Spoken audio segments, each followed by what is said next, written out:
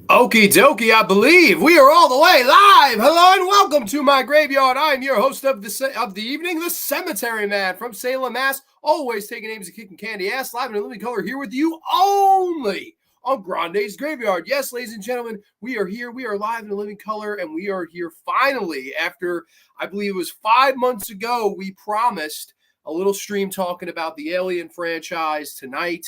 I'm talking about the Alien franchise, ladies and gents. So I'm super excited here tonight because, of course, we do have the infamous tier list up where we have not one, not two, not three, but 7 Alien movies that we're going to be discussing here tonight. Of course, I did overpass the AVP movies, honestly, because I just simply didn't really want to rewatch them because they're not the greatest.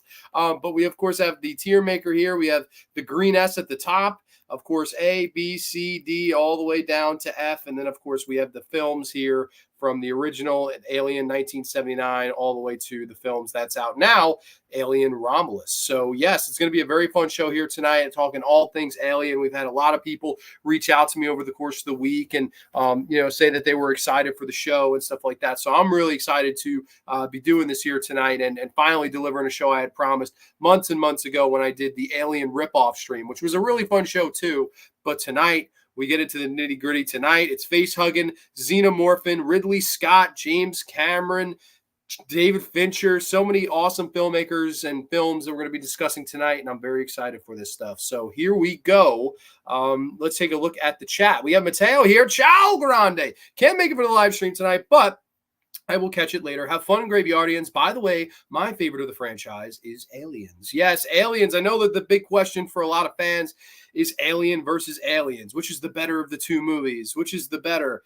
Well, we're going to find out tonight only on the Graveyard. So I'm very excited to give my thoughts on that whole debate and discussion. Ciao, Grande and Graveyardian friends. I probably won't have a lot to add to the conversation tonight, as I've only seen Alien and Aliens. Yes, totally understandable. No worries. That's, of course, the big debate. So we'll definitely, get there. And that's going to be fun when we do. No worries. I got what you meant. We got Brittany Ward. I know she's been excitingly awaiting the show. I've been waiting so long for this one. One of my favorite franchises. Super excited. Hey, Graveyardians and Grande. I've got my popcorn, Sprite, and peanut M&Ms. Let's do this. Holy cow. Well, I am stoked about that. I'm sure Brittany hit the local Wawa and got all the goodies and stuff. So cheers to you, my friend. I hope all is well. And I'm very excited to have you in the house tonight. Very cool.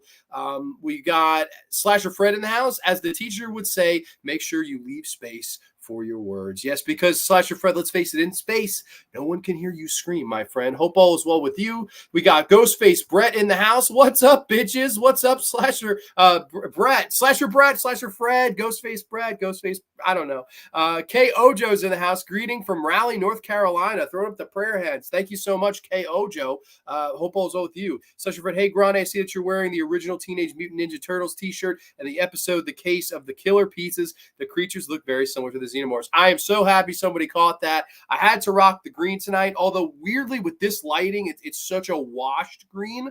In person, it's such a bright neon green. So I apologize. It's just kind of a contrast with the lighting, if you will. So it is what it is. But we get the green text at the bottom. And of course, it really, truly would not be an Alien stream. I won't show the logo because I don't want to get in trouble. But I do have a Mountain Dew can here, which is green. So green is the color of tonight on Grande's Graveyard. I hope that if you're drinking something green, you're eating something green, whether it be the green M&Ms or some Sprite. So Brittany Ward knew the whole goddamn thing before she even knew this, before she even, was alerted of it. So very cool. What an epic night. What's up, Graveyard fam? My chest is bursting. Mernzy's Movie Mansion's in the house.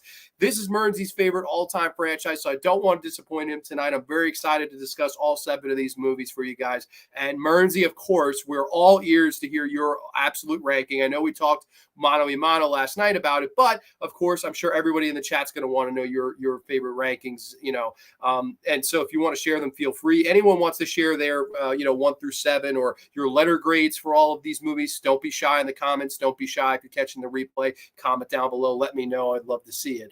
Hola Grande. Texas THC is in the heezy. What's going on, Texas? Hope all is well with you, my friend. Very happy to have you along. And I guess, yeah, without further ado, we're going to, Miss C says she had a Diet Dew earlier, if that counts. Well, it's green. I'm not a big Diet Dew guy, but you know what? It's the right color for tonight. So I'm going to crack open a cold one, and I'm going to cheers to the greatest fans in the YouTube land, the Graveyardians. I freaking love you guys. Cheers to a wonderful, safe, happy, healthy Thursday evening, live at 8:05. I wouldn't rather be here with anybody else in the world but y'all. Cheers. Yes, cheers to this awesome show that we're about to have. And I appreciate y'all. So thank you so much. But we got to start at the beginning, ladies and gents. I did debate because there's a lot of franchise jumping here. Like, should I go in chronology order? And I was debating doing it, but I was like, you know what? We're just going to go in order of release. I'm going to be boring that way. I apologize. Because it would have been interesting. It would have started with Prometheus, then Covenant, then the original, then Romulus, then Aliens. Like, we wouldn't have got to Aliens until like movie 5. So that would have been something different to do. But I was like, you know what? I just want to go in chronological order. I'm going to play it safe. I apologize for doing that. But that's what we're going to be doing here tonight. So it all started in the year 1979. It all started with a little movie that could, one of my all-time favorite, not only horror movies, but movies in general. And in my humble opinion, one of the perfect horror movies ever made.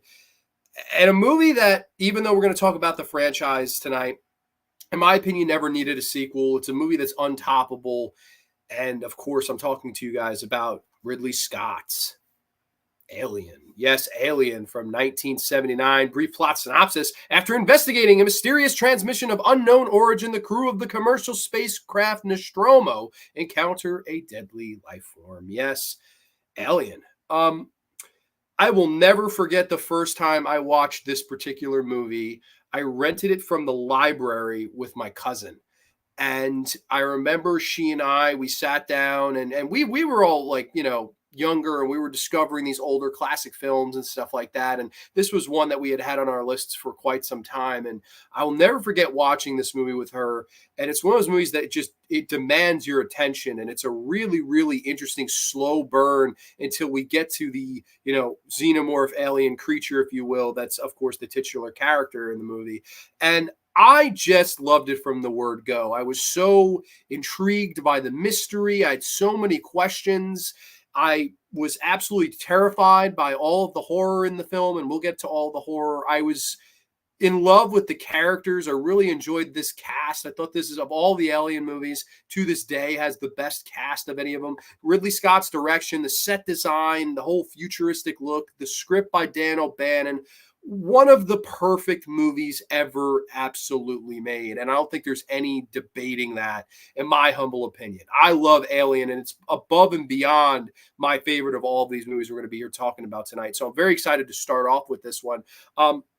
Now, of course, this was a movie that was written by Dan O'Bannon after Dark Star, which is a movie he worked on with John Carpenter. Of course, we talked about John Carpenter a couple weeks ago.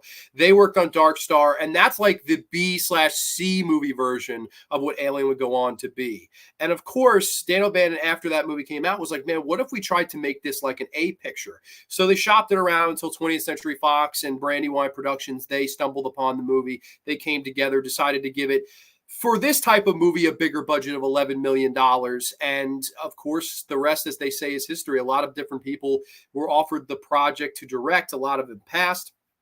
Of course, there was a young up-and-comer at the time and only made one film, and that being Ridley Scott, who decided to tackle this thing. And man, this is just lightning in a bottle. All the right things came together for this movie to kind of come out and succeed in the way that it did. And I think you have to start with the cast, too. I mean, Sigourney Weaver's as Ellen Ripley, who has become one of the most beloved final girls and horror heroines that we've ever seen. Of course, it starts off where it seems like she's like kind of a minor character. And as these people keep being picked off one by one, you start to realize that she has leadership skills and that she is going to be the last one standing at the end to battle the alien. Really love Sigourney in this. This is the movie that made her career.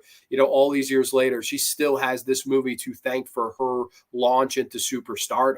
Of course, Tom Skerritt is Dallas, the captain of the ship. John Hurt, who I always remember doing all these amazing voice roles in The Muppets and Jim Henson's amazing stories and things like that. And of course, he plays Kane, the one who has the chest bursted. Veronica Cartwright, who I'd always remembered from an old Twilight Zone episode and numerous other roles. Harry Dean Stanton. I mean, love Harry Dean Stanton, a John Carpenter character actor mainstay, amongst so many others. I mean, I know he's worked with Lynch. I know he's worked with Carpenter. He's worked with so many great directors. And Harry Dean Stanton is just always a guy I've always loved. Yaphet Kotto, who I had always remembered from, of course, Bone, which was a Larry Cohen joint, and I always loved Yaphet Kotto, and whether it be this or The Running Man or any of his performances, I always was a big fan of Yaphet Kotto, and of course Ian Holm as Ash, the android, if you will. And I just thought this was the best cast that any of the Alien movies ever had, and I think the biggest reason why I like this cast so much is because of the script and how they're developed. These aren't scientists. These aren't people of a higher knowledge that know so much more than you and I, and they're holier than now. In a way, and I know that a lot of people have coined this term, they are, space truckers, if you will. And they have this very blue collar attitude and mentality to them. And that's what I really like about Alien as opposed to all the other movies. I think they did a really good job at getting you comfortable with these people. These are everyday, 9 to 5 people that you may have known in the office or talked to by the water cooler. And I love the scene, the breakfast scene where they're all talking around the table. Of course, Yaphet Kotto's, hey, me and Brett been talking. We deserve a raise, right, Brett? Right. And they're talking about this stuff and, everyone's going to get what they deserve. Well, me and Brett are getting substantially less than what everyone else is getting, the whole argument. And they're talking about, what foods they like to eat. And Yaphet Kotto says, I'd really rather be eating something else, referring to eating some pussy. And I just love Yaphet Kotto in this. I thought he was the perfect, I've worked with so many people like the character that he plays in this movie. And I thought he did a great job, as does everyone. And I love that they let you get to know them. You sense some tension there before all the shit starts hitting the fan, but I do think it's a really good time to let the film breathe when, of course, they get this mission from the mothership who says, hey, we want you to go off course. We want you to check out this planet LV-426. And there is where the movie starts to kind of burning a little bit slowly. And of course, a few of the astronauts get off the ship. And of course, one of them gets attacked by this really interesting egg that face hugs him, if you will, John Hurt's character. And of course, you can't also talk about this movie without the set design from H.R. Geiger and the production and the art design. Some of the best things you've ever seen. I mean, the design of the eggs alone, the engineer that's sitting in the chair with its chest busted, and all of the questions that you can ask. What the hell is going on here? But visually, it's just such a treat. It immerses you in this world. You're immediately taken to a galaxy far, far away, for lack of a better term. And of course, it's not without H.R. Geiger's design of just not just the xenomorph, but the face huggers, which I always thought were just as scary, if not scarier than the alien itself, where John Hurt's looking over to the egg. It kind of opens like a flower and jumps on him and cracks through his helmet and goes down his throat. And it's here where we get the first kind of theme of horror of the movie, which is the lack of communication. I always felt that was the beauty of this movie. Again, amongst all the rest of them, this is the one that does this the best. It's the horrors of the lack of communication, something that George Romero, like I always say, was a master of doing. I don't know if George liked this movie, but I would be shocked if he didn't, because it's very much his voice. And Dan O'Bannon, a guy that took a lot from George Romero, let's be honest. But what do I mean by that? Of course, they try to take John Hurt back onto the ship. Ripley let us on. I can't let him on. It'll break quarantine. And Ripley is telling them, you can't come on the ship. I'm so sorry. I have to endanger his life above the rest of us. I apologize, but he has to stay off the ship. Of course, Ian Holm being the android, and he has ulterior motives that we find out later in the film, but he lets them back on. And it's this first instance of not listening to somebody else that sets the whole thing in motion. And I thought that was brilliantly told, because if we cannot communicate on the Nostromo ship in here, we will be consumed, conquered, and victimized by the alien that we have let in here. And that's the brilliance of this horror story that is being told by one Ridley Scott. And of course, as they wheel John Hurt in and they're examining him, examining the face hugger. It has the acid blood, which I thought was a really interesting thing. Why don't rip it off? Well, it has acid blood. So, plot hole, cut away. No plot hole there, buddy. I thought that was a unique way of covering it up. And of course, the infamous chest burster scene where John Hurt, I'm okay all of a sudden. I'm fine. I feel great. I just want some food. Everybody's sitting around again, making small talk. We're back with blue collar again. Everything seems hunky-dory. And then we get one of horror's most infamous scenes as John Hurt gives, in my opinion, the best one-scene performance of his whole career. as John Hurt just lays out on the table, screaming in pain and agony, and they're all holding him down and trying to figure out what's going on as the xenomorph bursts from his chest. And I remember the first time I saw that, I jumped out of my seat. I was terrified, as was the crew who didn't know it was coming, apparently. That's the whole folklore story, that they didn't know it was coming and they weren't told what was going to happen, and thus getting more genuinely shocked reactions from the crew. And I thought that was brilliant. I thought that was great. And of course, the alien kind of looking around and running away. And I thought another soft touch too, why it was such a great performance from Hurt, is even after death, you see his hands are shaking. It's the aliens bursted out. His hands are still shaking, just to sell the tense moment of it. It's like he's dead and he's still shaking from the shock that we've just witnessed. And I thought that was great. And then, of course, one by one, we're all picked off, right? Of course, Harry Dean Stanton's the first to go. And this is one of those movies, it's a less is more type of movie.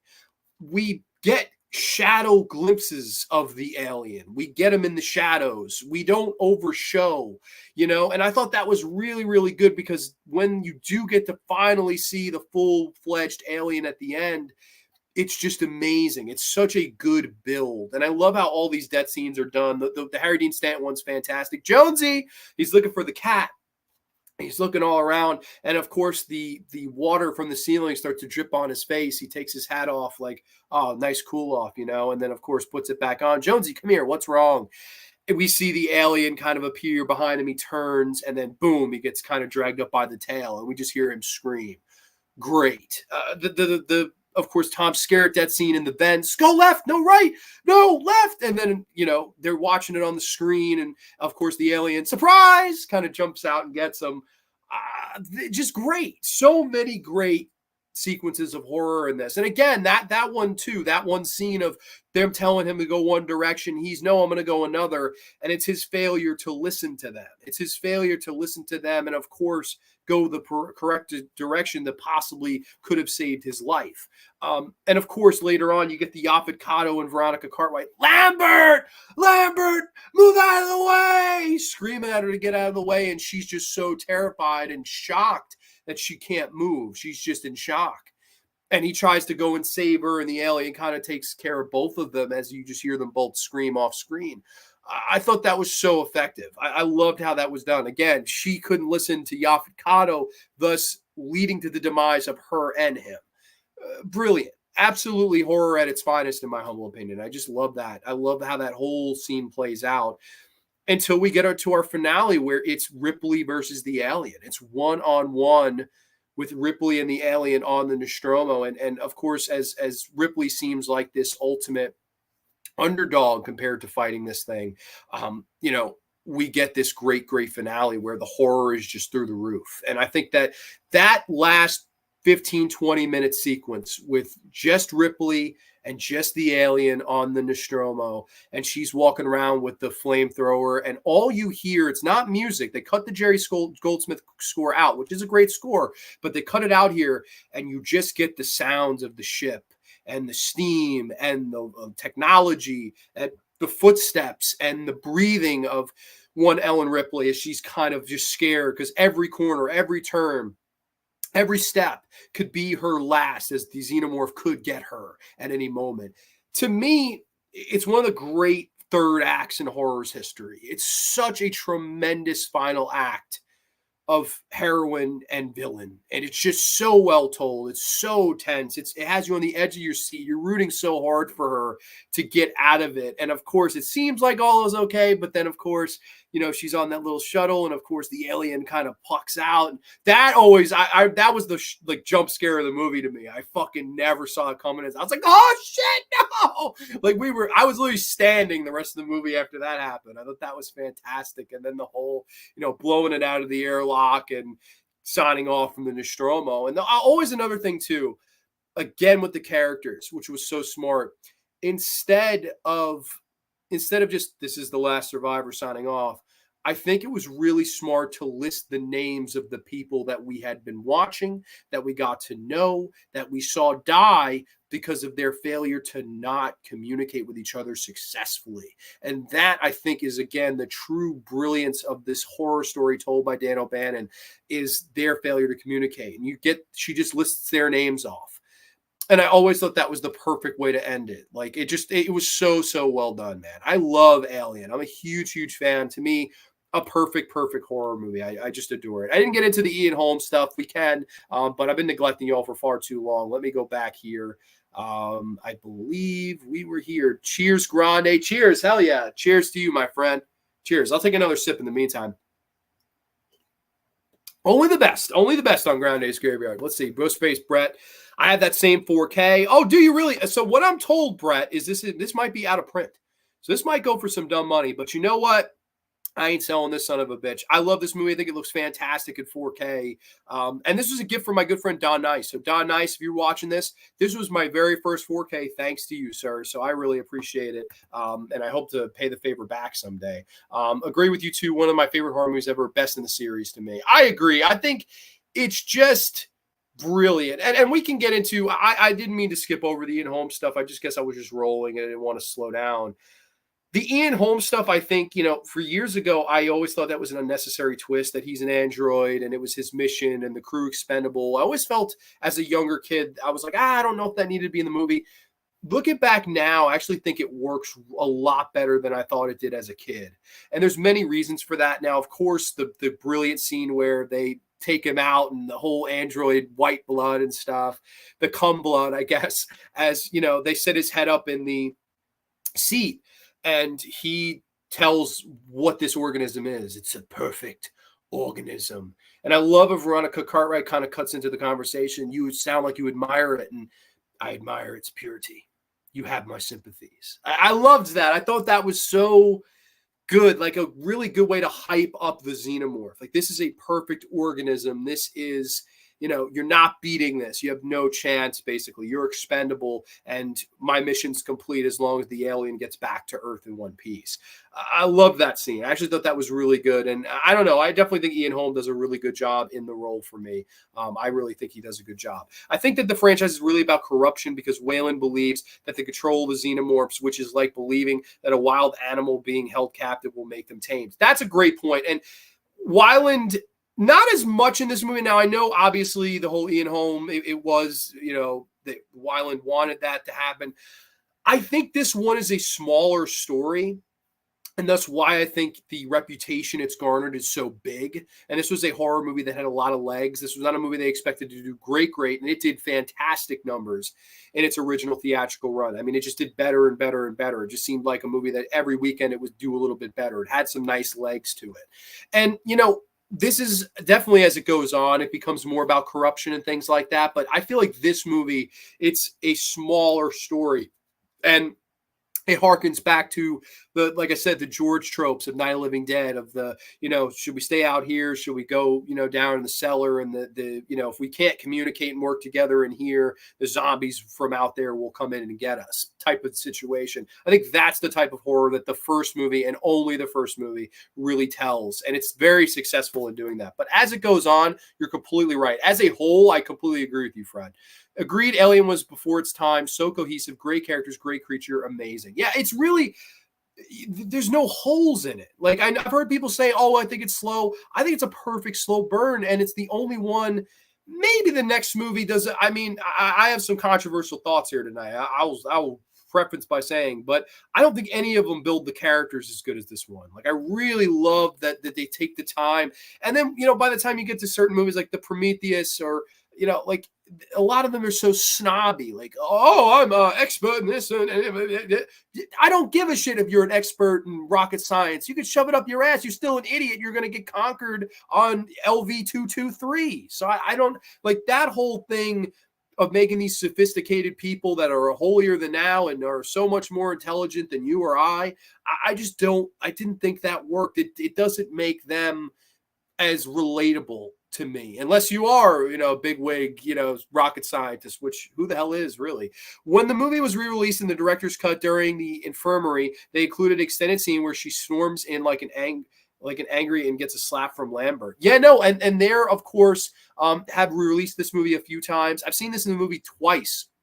I saw it this year I think I saw it in an IMAX. I forget if it was IMAX or not, but I saw it for the 45th anniversary on Alien Day, 426. It was really cool. I know Emergency saw it too. And I saw it like 5 years ago for the 40th on 35 millimeter, which was a really cool experience too. So I've experienced Alien in the theater twice. And I mean, both times it was nothing short of fantastic. And the extended cut, while I don't mind it, Fred, I don't know if you're asking specifically like what I think of that cut. I definitely prefer the regular theatrical cut. Like I think that the perfect cut is the theatrical cut for me, because again, it shows a lot less. There's a lot of extended stuff with the xenomorph in the other cut, and I know a lot of people, oh my god, I want to see it. I think that the horror is done so much better here. It's what you don't see.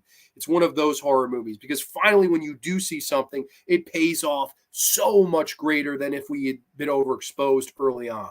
It's a masterpiece. I know we both saw it in theaters for the anniversary this year, and it was breathtaking. Can only imagine seeing it in 1979. Now, I don't know if you've seen this, and I'm sure you have since you're an Alien guy, but there's a great video on YouTube or Insta or anywhere where you can see like people's live reactions of coming out of the theater to see this movie. And there's this one, God bless him, but really dumb man who they interview, and he says, "Oh, they go, oh, do you think it was the right thing to bring your son to this?" And he goes, "Oh, well, yeah, of course I thought it was the right thing to bring my sons to this. Like, this is something that could really happen." I love that. I love that whole like that interview, and then the interview just looks at him, and he's like, "Oh, maybe." Like he tries to rescind what he said. I thought that was funny. Alien is very Hitchcockian because of the suspense, and of course, Veronica Cartwright appeared in the movie The Birds. Absolutely, yeah. Veronica Cartwright's awesome. Really, really, underrated character actress. I thought it was always cool that she's in this. I feel like she has the least to do of all of them, but she's fine in the movie. I've heard a rumor that Ripley was originally written to be played by a man. I'm just curious I can confirm that. That is true. I believe it was Fox. It was, I forget who it was exactly who made that call. I did read that earlier this week. I think it might have been, I really, really forget. It might have been Walter Hill. Off the top of my head, I think it was Walter Hill that made the switch that they made Ripley a woman. And that was a really, really smart decision because that's where the genre was going. Of course, Jamie Lee in 78, you have Olivia Hussey in 74 and Black Christmas. I mean, the genre was really going towards the root of the female final girl heroine character. And Ellen Ripley is nothing short of that. And I liked that you don't know off the bat that she's going to be the final girl. Like when the movie starts, I thought for the first time I watched it was either going to be Dallas or maybe Yaphet Kotto. Like I never thought that Ripley was going to be the final girl until obviously the movie started to close. And I was like, all right, so she's, last woman standing here. In the original trailer, it has the music cue, but it creates a suspense. Oh my God. And you would use that in a lot of the trailers after. I know Prometheus used that, the doo-doo-doo, doo-doo-doo. I love that piece of music. It's so good. It's perfect for a trailer. Although I don't, to my knowledge, and you can correct me if I'm wrong, I've watched all these movies back, and I don't know if it's in a specific cut. I don't think any of that music is ever in any of the cuts of the films, which would be really cool to hear that in the film one of these days.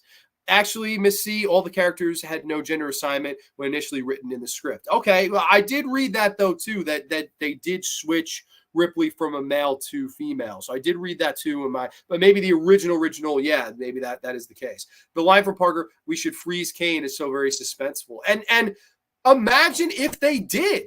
They probably would have been okay, at least until they got to the end and then unfreeze them. Then all hell would have probably broke loose. But in theory, yeah, that might have worked. Again, no one listened to him. Think of all of the stuff in this movie. Also, another thing about this movie that you never really realize until I'll mention it for you. The breakfast scene, if you listen really closely to the dialogue, it sounds like nothing. It sounds very throwaway. But they're all foreshadowing death. There's the line, "Oh man, I'm so cold." And then there's the line, "I feel like I'm dead." And then there's a line where it's like, "Oh, you look dead." Like all of the lines in that breakfast scene are all foreshadowing the deaths that they're all about to get. And I never noticed that until like my 20th whatever rewatch of the movie. I was like, holy crap, that's totally foreshadowing their deaths. And I thought that was really cool. Something I hadn't noticed before. No problem. Absolutely. Dominic St. Clair checks into the graveyard. What's going on, Dom? Hope all is well with you, my friend. In the opening scene with the line spelling the movie's title is very suspenseful because you can see the opening credits. Of course, and again, even the credit scene was slow burn as the letters slowly appear. Alien. I thought that was great. Ripley is my favorite horror hero with Tommy Jarvis and Ash Williams. Those are great picks. Absolutely fantastic picks.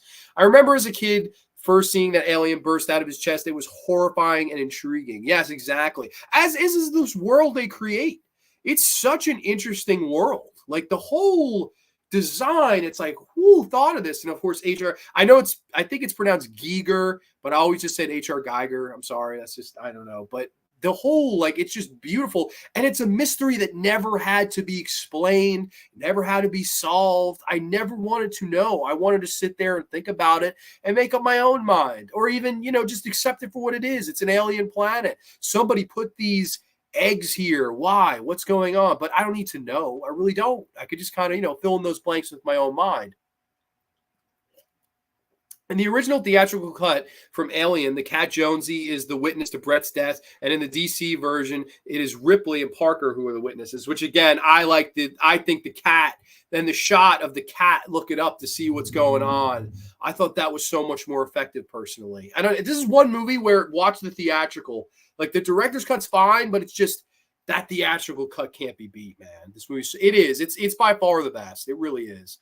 The confrontation between Ripley and the alien is very similar to Martin Brody and the Shark of Jaws, because he's all alone and must face this huge fish on his own. That's a great point. And I think too, even more so, like the whole isolation factor, that you have a big, ocean to play with.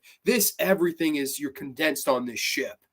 And just her facial expression is just, it says so much more than anything she could ever would say. It's just so well done, man. Oh, I've never seen that I'd never see that 4K either. Love that movie too much. What do you mean? I'm sorry. Did I miss a comment? I don't know. Which 4K are you talking about, buddy? I apologize. In the DC version, before they go the planet. Oh, you never sell it. I think you're saying you never sell it. I got you. I would never sell it either. In the DC version, before they go to the planet, they listen to the supposedly SOS signal. That's right. That's right. I don't know. But do you like which cut do you like better, Slasher Fred? I'm curious because you're bringing up both cuts enough. Joe Mama's in the house. Let's go. Joe Mama's in the house. Joe Mama and I saw Alien Romulus together in 4DX, and we had a grand old time, even though we couldn't get any popcorn. So, Joe Mama, hope all is well with you, buddy. Had a great time at the movies with you a couple nights ago. Grande loved the Alien Isolation to play after watching the first film. The monkey's in the house. The monkey. I have been playing Alien Isolation for the past few months, and I'm here to say I absolutely adore that game too. It's fantastic. Of course, for anyone who doesn't know, Alien Isolation takes place between Alien and Aliens in the timeline of the movies, and you're playing as Ellen Ripley's daughter. And it's a fun adventure. It's a really heart-pumping video game. Great horror survival game. For any fans of this series, if you want to experience Alien in a video game form, the best game to do, in my opinion, is Alien Isolation. There's really no better way to go. Hello, buddy. By the way, just got home from work. My birthday is coming up. Dude, hope you had a wonderful day at work, and happy almost birthday to Anthony Chobot, man. Hope all's well with you, buddy. The game just feels like a first film and brings back all the original crew. Well, you have, yes, the DLC of the game. You could basically play the first movie. Like you could play as Yaphet Kotto in a mission where you're trying to close the airlocks, and there's the whole final thing with Ripley. Oh my God, it's so much fun. Like you literally could play the last 20 minutes of this movie in a game form as Ripley with the flamethrower, and you're trying to get off the ship. It is one of the most fun DLCs you will ever make. It's like $3. You could play it, and it's heart pounding. I mean, it is really, and it's a difficult game if you're playing it on a really hard difficulty because they screw with the lighting. It's just a lot of fun. I love Alien Isolation. I played it to death recently. I've been playing the story mode, and it's been a lot of fun. So I'm happy you brought that up. I like your shirt. Oh, thank you. Of course, we got to represent the Ninja Turtles. One of my faves. One of my absolute only. It's them and the Teen Titans. Teen Titans goes over them though, just because I'm Mark. I love the Teen Titans. The video game. Brittany Ward. Yes.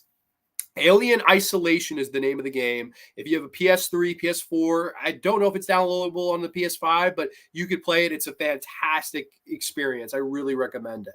Mark's in the house. Funny enough, I played Alien Isolation a few months ago with Mark. Funny enough, I had Mark come over and we played it. My favorite part was going through the tunnels. It's very fun and not completely random. LMAO. Yeah, no, completely. That was, again, when we finally figured out which ways to go, we had to listen to Lambert. Lambert's telling you go left, go right. And if you don't listen to Lambert, you get killed by the alien. hence, how it works in the film, which I thought was, again, to design that in a game, I thought that was brilliant. In the 1980s video game Contra, the villains look like the Xenomorphs. Oh, absolutely. No, I'm a mark. Yes, you are a mark. You absolutely are a mark. But yeah, no, some digression there at the end, but I mean, I don't think you could top this movie. In my humble opinion, it is by far the best of the Alien movies, and we're going to drag it all the way up here. I don't know why, but it's not letting me drag it up, but I will do it all the way up to the S tier, where it will stay forever, 45 years later, and it's still one of the all-time greatest horror movies ever made. Alien 1, I can't tell you enough. I love the film. If you want to hear even more, I did break it down, thing by thing when I did the Alien versus Thing stream, which was a lot of fun. So I really love this movie. To me, it's the perfect Alien movie, and absolutely, you can make the argument that it's the only one that ever had to be made. It really is that good. So for me, Ridley Scott's Alien, you just can't beat it. It's a great movie, perfect movie in my opinion. We spent nearly 30 minutes bum rushing it. It was really scary. Yeah, no, we had a lot of fun. Me and Mark always have a lot of laughs playing video games, man. I miss you, man. We definitely gotta get together again sometime soon and hang out. Alpha's here. Hey, Grande in the chat. Alpha, what's up, man? It's so funny. I was just mentioning George and the themes that this movie shares with Night of the Living Dead. So it's so funny that it's like you're like Joe Hendry. Say his name and he appears. I believe in Romero. You're the Joe Hendry of YouTube now. I hope you know who that is. I hope you don't go, I don't know who the fuck that is. Like I can just hear you on the other end. I hope you know who it is. Because if you do, it's a lot funnier. People saying hi, Mark saying I'm down. Hell yeah. There's actually a lot of similars. Okay, that's what I said earlier. So, okay, if you even rewind this 5 minutes, that's fine. I just literally went into all of that, so I'm so stoked you see it. I know there are people that prefer Aliens over Alien, and we're gonna get there, Dominic, because we're on Aliens next. I could sense it. You did. You totally sense it. Okay, good evening, everyone. James Van Dussen, and you got it. Okay, I'm happy you got the Joe Hendry nod because I would have felt really stupid if you didn't. But. So, okay, most people, if not everyone's going to have the original Alien as an S or at least an A, right? Right? From here on out, I have some really unpopular opinions on this franchise that may just cost me subscribers, listeners, followers, fans, friends, family. I don't know what it's going to cost me. So I guess the preface, I apologize in advance, but I am never going to bullshit you. That's the difference between me and some of the other people on YouTube. I ain't going to bullshit you. I'm going to tell you how I feel. And I got an unpopular opinion with this next movie. I apologize because I know the big debate, like I was saying before, and Tom, without further ado, took the words out of my mouth. Hi, John and chat. Welcome, Tom. Aliens is as good as the first one, maybe better. I actually very much disagree. And we're going to get into it. I'm going to be fair. I'm going to be, of course, always fair. But, of course, that brings us to the next movie that came out in the year 1986, of course, where James Cameron, who was coming off his film Terminator, of course, and Piranha 2: The Spawning to a lesser degree, he made this film from 1986. He made Aliens. Yes, Aliens, which we have a brief plot synopsis for. Decades after surviving the Nostromo incident, Ellen Ripley is sent out to reestablish contact with a terraforming colony, but finds herself in a deadly battle between the queen alien and her offspring. Yes, Aliens. Unpopular opinion, I know, but I've never been as big of a fan of this movie as most people are. You'll have some people say it's the best of the franchise. I know Mateo, the first comment we had was Mateo saying this is his favorite. And if this is your favorite, by all means, I understand why. I'm not trying to shit on your parade. I just don't like this movie as much as most people do. I don't think it's a bad film, and I do think it has quite a bit of merit, and I think it's a solid enough movie. I just don't like the people putting in the category of like an Empire Strikes Back, one of the best sequels ever made. I don't see it in that light. A lot of people say Terminator 2 is better than Terminator 1. No goddamn way. Terminator 1 is you're terminated, motherfucker. No way. I always love Terminator 1. Most cases, I end up liking the original film more to the sequel that amps everything up. There are exceptions, but like Phantasm versus Phantasm 2, I'm all about Phantasm 1. To me, Phantasm 1's the way to go. But This movie, I like it, but there's a lot of problems for me. First and foremost, the setup. I never liked the setup of this movie. Ripley has been asleep on the Nostromo for 57 years. She gets back. She's having a hard time dreaming, which I do understand is her arc in the movie, and that's why she ends up going back. So that's fine. I do have some problems with how the story is told, though. They tell her that, oh, there's been people on LV-426 for years, 20 years, and we've never heard anything of an alien outbreak or anything like that, blah, blah, blah. They then have this scene where you have Newt and her family driving along LV-426 like it's National Lampoon's Vacation. Oh, look, Russ, outside. It's Wally World. There's some eggs. I'm going to go take a look at them. It is one of the worst. I hate that scene. I, to this day, think that's one of the worst scenes in the whole franchise, is that scene of Newt and her family. And it just jump cuts to, oh, the father has the face hugger on him. So coincidentally, Ripley's been asleep for 57 years. There's been life on this planet for over 20 years in a colony and these breathing things, so you don't have to, have a helmet on anymore. And all of a sudden, it's just days after she's woken up that now there's an alien outbreak. Now shit is hitting the fan. Very fucking coincidental. And I don't know about you, but it just kind of bugged me. Always has. I was always like, I don't like the setup. Now, her arc, though, that's where I think the movie does do well. You have, of course, she can't stop having these bad dreams. She asks and inquires about her daughter, and she's told that she's died of old age, and you get this really emotional scene for Sigourney Weaver as Ellen Ripley. She kind of breaks down and cries. They have this whole board meeting where she tells them all off that it destroyed her whole crew. It's effective. Sigourney Weaver's great in the movie, and it did net her an Oscar nomination, and rightfully so. She's great in the movie. Now, I will sound really old school here with this next gripe, but it's just how I feel. It's the old, I'm 27, but I am old in this regard in a psychology standpoint here. So feel free. If you think I'm an asshole or old school or whatever, that's fine. With this particular movie, why it works is because it's one. It's the perfect organism. I admire its purity. It's one versus all. And to me, adding the plural, making it aliens, making it so many more, and a queen on top of it just to inject this thing with more steroids than it has, I thought was a great disservice to the creature itself and the entire psychology that this one alien took out the entire crew of the Nostromo. What could several aliens do? There would be no stopping them. But instead, we get a lot of action, a lot of gun battles, grenade explosions, and that stuff is awesome. There's no doubt that it's awesome, and it's really well directed by James Cameron, who really was coming into his own. I mean, Terminator was his first classic, and then, this is a movie that's garnered its classic status.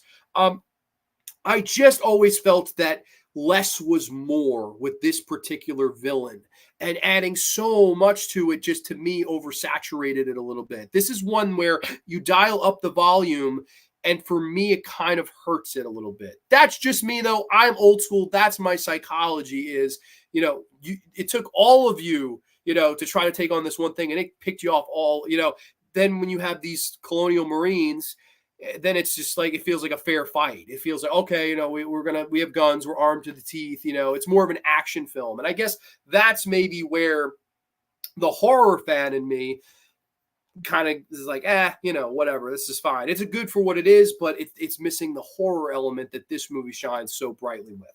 That's what I think. But with that being said, I like the characters. I love Bill Paxton. It's game over, man.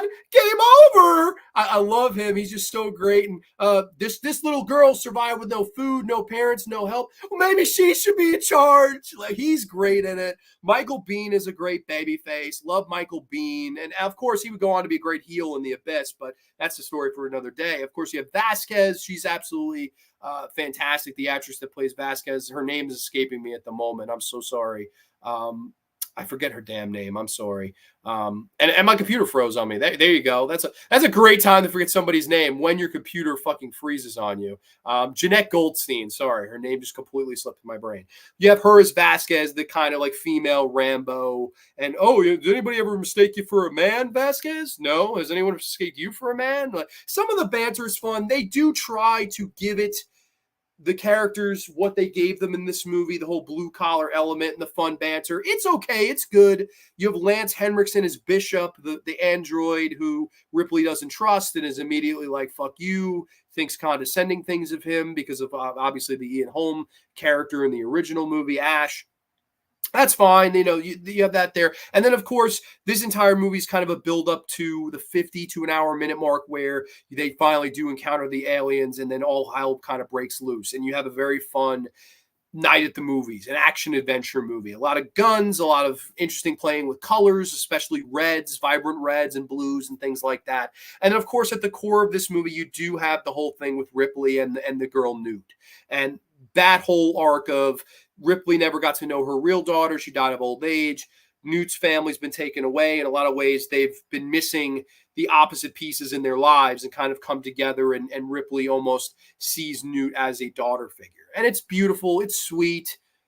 I think I would dare to say it's a little too sweet, a little too fucking sweet for me. I always kind of felt it was a little bit sappy. Kill me. I also think this, and it's going to piss everybody off, and I'm going to get dislikes for this. The actress that plays Newt stinks. I'm sorry. I don't like her at all. Karen Hann, there's a reason she never acted again. She's awful in this movie. Ripley! Oh my God, shut the kid up. Throw a face hugger on this kid. I can't listen to her no more. And her Wally World dad. Oh, Jesus, I can't stand the kid in this. She's so irritating. Not quite Babadook bad, but bad. I never liked Newt. Never. I'm sorry, I don't. I like everybody else there. The rest of them are fine. But I just do not like Newt. I don't. The kids scream went through me like a fucking nail on a chalkboard. Didn't like that. Didn't. The action sequences, like I said, James Cameron is just great. And of course, like I said, he's a guy that had come up with Roger Corman and worked on films like Galaxy of Terror. And that's why the set design of a Galaxy of Terror looks so similar to this particular film. It's fantastic. It's really, really a visual spectacle as well. It looks fantastic. Some of the kill sequences, fantastic as well. There's really a lot to like here. And I understand why people put this and praise this as one of the best movies ever made. The best sequel, the best Alien movie, I've heard people say. We definitely, you could touch the gambit of people that love this movie. It's just a movie I've never loved. I like it. I think that it does the little things right, but there are certain things where I'm like, I don't know. The whole finale with the battle with the alien queen, I don't know. I don't really like the design is amazing. The design of the alien queen is incredible. It looks great. But I just never, like, Ripley gets the mech suit and battle, get away from her, you bitch, and the battle. And, like, I think a lot of people have fun with that. I just always was like, it's just a little overlong. This is a movie that, especially if you're watching the extended cut, which I did watch for this, I watched the 2 hour and 34-minute cut. It's a little long. It's a little lengthy. It's a little bit, I'm like, trim a little bit off. This is one I probably should have went the theatrical cut as well, but I watched the extended cut, and I don't know. I do think it's a little bit long in the tooth. I don't know. This is a fine movie. There's really nothing that horribly wrong with it. I don't hate anything about it. I also forgot to mention Paul Reiser's in the movie as Burke, who's this kind of guy that is going to turn heel. He's with the Wayland Company, and he's lying to Ripley the entire time, and then thankfully gets this, righteous deserved death. But overall, I always felt this was a really inferior sequel. I'm not a big fan of this movie. Rating this one, this is tough for me. It really is tough. I don't know, because so many people would have this at like the S+, and I don't even think I'm going to have it much past a B. This is a B. It's a B. That's what it is. I'm so sorry, but it's a B to me. It's okay. It's well directed. It's well made. James Cameron does a good job. The acting, for the most part, is good. I just don't know. I just never got into this movie like most people. I really don't. Like I respect it. I respect the hell out of it because there's so many people that tell them, Quentin Tarantino always tells the story that this was the blockbuster of that year. And, he really got into it. And I don't know. I always kind of felt like the odd man out on this one. I like it fine.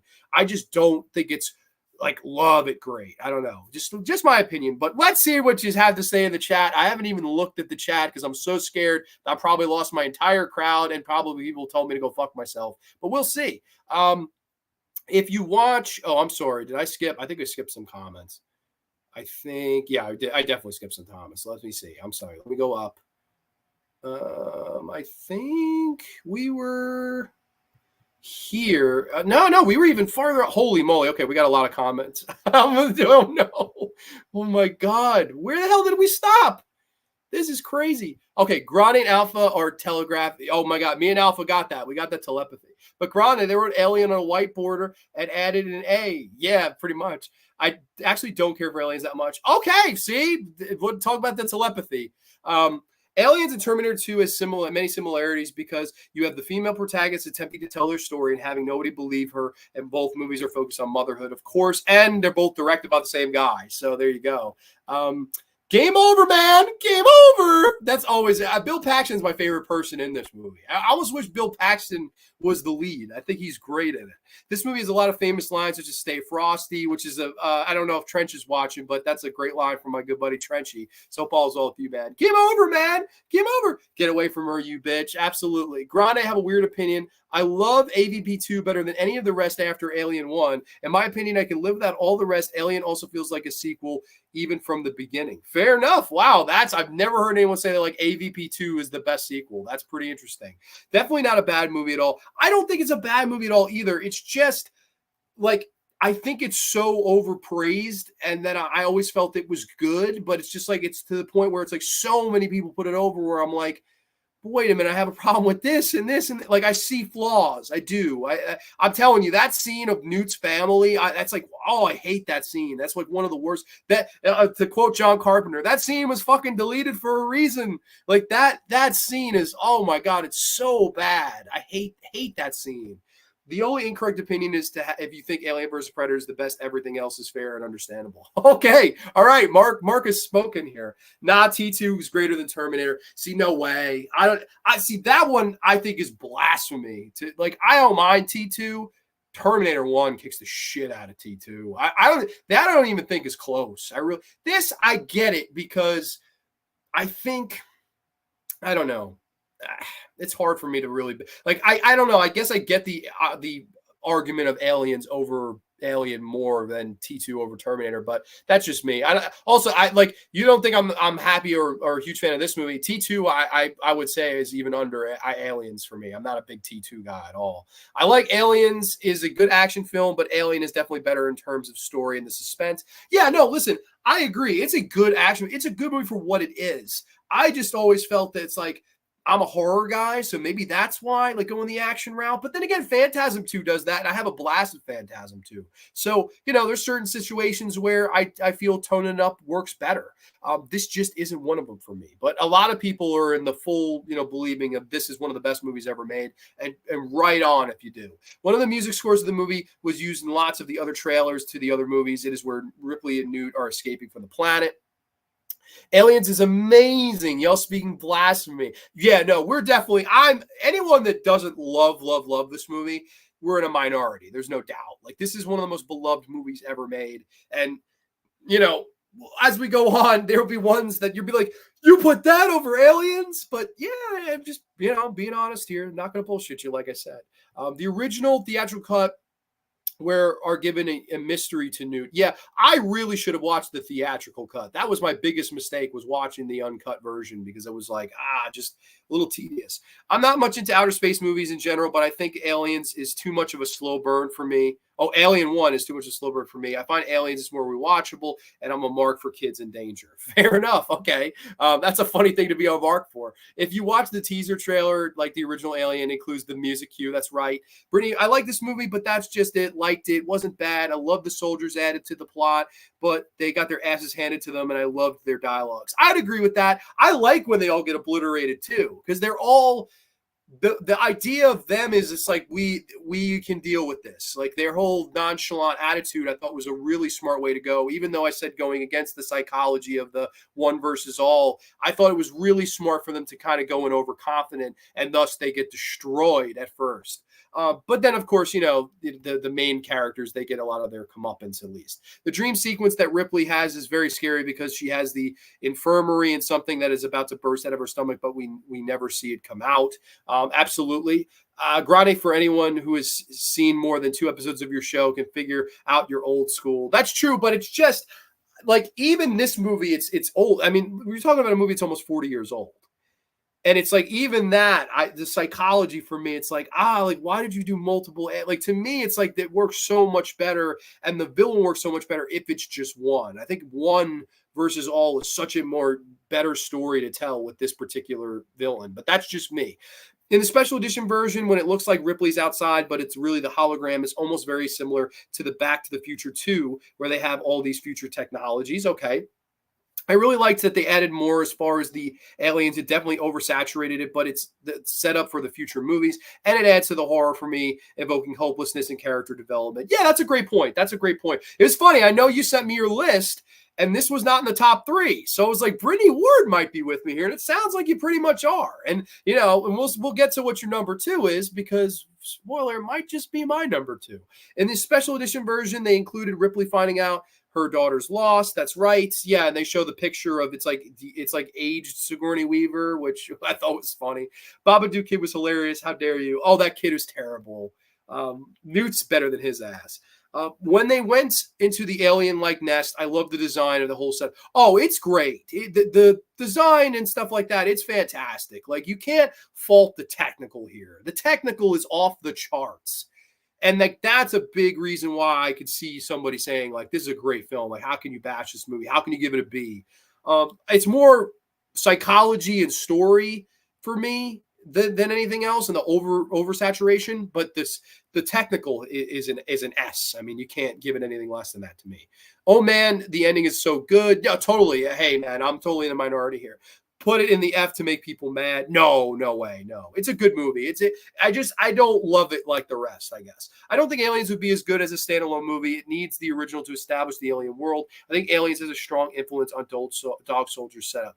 Sure. Yeah, I can see that for sure. I think another thing too, if they stopped here, if this was the last Alien movie, I think I'd also maybe like it a little bit more. Like, it's still, I think I'd be in the same boat, but I think if they just ended here, they probably we went out on top, Phantasm 2 is actually a good comparison to Aliens in T2. It is. It just tones it up. And I love that sequel, although in all 3 of those cases, I'd go with the original. There's very few where I'm going to go sequel over original. Weird one. I'll tell you a weird one right now. And I don't like to talk about this franchise very much because everybody just over talks about it.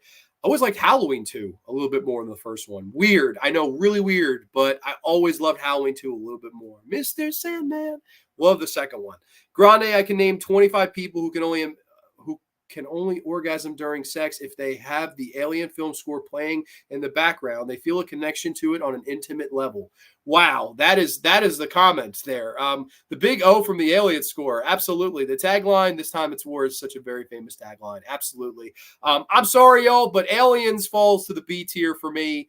I'm just not as big of a fan of this one as most people are, but I do respect it. And, if it's your favorite film, one of your favorite films, totally right on. And I'm totally, if you want to explain down below why it's your favorite, by all means.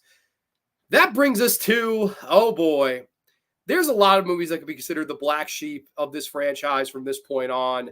This one for a long time was, it may still be, I don't know. I mean, this next movie we're going to talk about here is really a movie where the behind the scenes of it is almost more interesting than the movie itself that we got. And this is, of course, from the year 1992. This is Alien 3. Yes, Alien 3. Returning from LV-426, Ellen Ripley crash lands on a maximum security prison, Florina 161, where she discovers that she has unwillingly brought along an unwelcome visitor. Yes, Alien 3. 3 times the suspense, 3 times the danger, 3 times the terror. Alien cubed, if you want to call it. Wow. Oh, my camera went out of focus. That's how fucking crazy this movie is. So I'm gonna try to get it back into focus here. Whoa, no, oh, I made it even worse. Come on, Graveyard. Whoa, all right, we got it back into focus. Sorry about that. Alien 3. You have to begin behind the scenes with this movie because this is like one of the most notorious behind the scenes stories of all time. Of course, they went through several. Everyone usually starts with Fincher, but I'm going to start with the guy they originally wanted. Now, there were several guys they originally wanted, but the ones that was the biggest consideration of making this movie was, funny enough, Rennie Harlin. Rennie Harlin was the guy they initially wanted to do this movie. Of course, at this time, he had done Nightmare on Elm Street 4, and in my humble opinion, that's the best Elm Street sequel. He had a home run out of the park, ran and caught the ball himself with it. He was coming off that, and of course, instead of doing this movie, he goes on to do Die Hard 2. Good for him. Die Hard 2 is a better movie than this.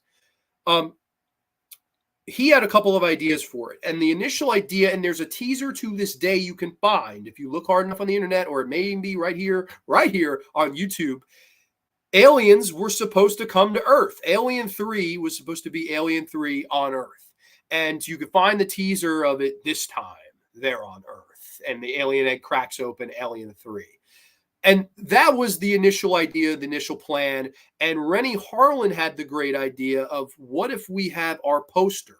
Imagine this poster. He went to the storyboard room and he pitched the theatrical one-sheet poster of the cornfield and the xenomorphs kind of poking their heads out of the cornfield, stalking a farmhouse nearby. That's money. Sign me up for that. And a little movie down the road with M. Night Shyamalan going to do in Signs, that did the whole aliens in the cornfield by a farmhouse thing and made quite a chunk of change. Whether you like it or not, it made some money. And that, in this business of Hollywood, is the only goddamn thing that matters to them. And it made a chunk of change. I think that was a big missed opportunity here, and I do think they should have went with Rennie. I know a lot of people want to make fun of Rennie and Cutthroat Island and Devil's Pass and the New Strangers shit. I know Rennie has had a lot of egg on his face, and a lot of people want to kick Rennie when he's down, and I understand that. He's not the man he used to be. There's no hunger there for a guy like a Rennie Harlin anymore. There's just not. But at this time, when he was coming around the pike, when he was making movies like this and A Long Kiss Goodnight, and I think Rennie Harlin would have been the perfect freaking choice. And Aliens on the Earth. And I think they will forever kick themselves in the ass for not going with that idea. That should have been what this movie was. Aliens on the Earth. Let's end it as a trilogy. Let's go out with a bang. And let's ride off into the sunset with our money. That's what they should have done here, in my opinion. Of course, they gave him a hard time about it. Then he threw another horrible idea with them where it was going to be the aliens were going to all combine into this one mega alien, which would have been a fucking abortion. And I'm glad they didn't do that. And then Rennie said, go fuck yourselves. I'm going to go make Die Hard 2. Then they bring in a music video up-and-coming director by the name of David Fincher, who I know, of course, has gone on to direct some great films, whether it be Seven, whether it be Zodiac, so many great movies. I love David Fincher. Fincher's a great filmmaker. And he himself has disowned this movie. He claims that no one hates it more than him. And I understand why. It's because the studio just meddled in. He signed on, and they did not have a completed script. There would be days when they were filming this movie where they would come to him with completely new pages. There were scenes that he had to fight for in order to get them into the movie. Everyone remembers the number one thing people remember from this movie is the classic shot of Sigourney Weaver in the corner and the alien in her face and kind of hissing. And she screams and she's crying in terror. That scene, the producers fought him tooth and nail, didn't want to do it. He had to grab Sigourney, run over to the corner. He was like, we're quickly going to film this without them knowing. And they did it. And that's the most iconic and remembered thing in this movie is that particular sequence. And it was all because of David Fincher. And if they had just let Fincher fly here and just let Fincher make his movie, I think you would have had a much better film than you get at the end result. Now, with all that being said, that's not the main reason that this movie is not liked. That's not the main reason this movie has so much hate. The main reason that this movie is so hated is because of the opening 5 to 7 minutes. And I understand why. Even though I'm not a nuke guy, kill me, hang me up on a flagpole, and drop me on my head like the angel of death. But I don't care. The opening 5, 7 minutes of this movie is absolutely, without a doubt, the reason why most people hate this, and that's because they killed two characters, Newt and Hicks. And Newt and Hicks were very beloved You have the kind of romantic angle in Aliens with Hicks and Ripley kind of starting to get along and him showing her how to shoot the pulse rifle. You have the mother-daughter angle of a non-mother-daughter with Newt and Ripley.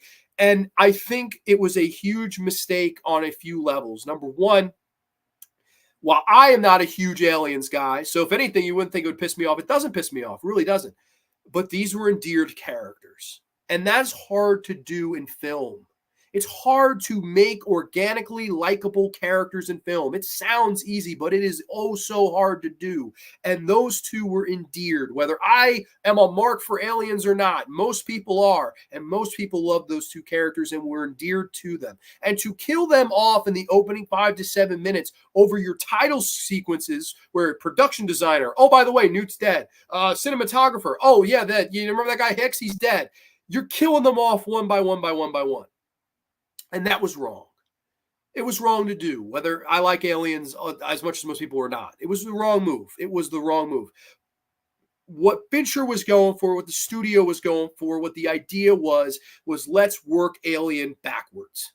Aliens dials it up to 20. Let's work it backwards. Let's make it back to one alien, one location, one group of people, one final girl. The whole working Alien backwards. On paper, I like that. I like the idea on paper. The execution, the direction, the script that was unfinished is pretty horrible from there on out. We have Ripley show up in this entire, I guess, prison, and everyone's bald and everyone's religious and everyone's trying to repent their sins. And she finds out about the horrible deaths of course, Newt and Hicks, and we find out about all these characters being killed off, and she's beside herself. We even see an autopsy of the new character, which is really disturbing to see an autopsy of a 10-year-old little girl, in the opening 20 so minutes of your film. It's very drab. It's very bleak. It's colorless. It's lifeless. It's the opposite of what the previous film was from a tonal standpoint. And I think that's why so many people turned their backs to this movie and flipped them the double bird while they were at it, because this was an absolute kind of middle finger and backslap, for lack of a better term, to what people liked about Aliens. And I get that. I totally get that. And the movie we get here is very bland, very average at best. I mean, you do have some good actors in here. I love Charles S. Dutton. I think Charles S. Dutton is the best actor in this movie as Leonard Dillon. And of course, he's like the lead inmate that we get to know. And she at one point tries to make small talk with him after he gives a nice eulogy for the funeral of Hicks and Newt respectively. And he says, "Listen, lady, you don't want to know me. I'm a rapist and murderer of women." And she goes, "Oh, really? Well, that must make you nervous." And she kind of sits down, starts eating. Love Charles S. Dutton. And the fun thing about Charles S. Dutton, well, I don't know if you could say it's fun, but Charles S. Dutton had done real time in real life. This was a guy that went to prison, spent, I think, the better part of almost 15 years of his life in prison. So to cast him as your lead prisoner, it made him organically slide into that role, and he felt very genuine in that performance. I love Charles Dutton in the movie. And another Charles I really like in the movie, Charles Dance, is Dr. Jonathan Clemens, who sparks up a romance with Ripley. They do have sex in the movie. I liked their scenes together. I like the beginning hour of the movie. I think it works. I'm like, okay, this is fine. We get, in depending on what cut you watch, one cut it comes out of a dog, one cut it comes out of an ox. The assembly cut of this is much better, there's no doubt, but it's messy no matter what you watch, and it's a little bit long in the tooth no matter what you watch of it, whichever avenue you want to take.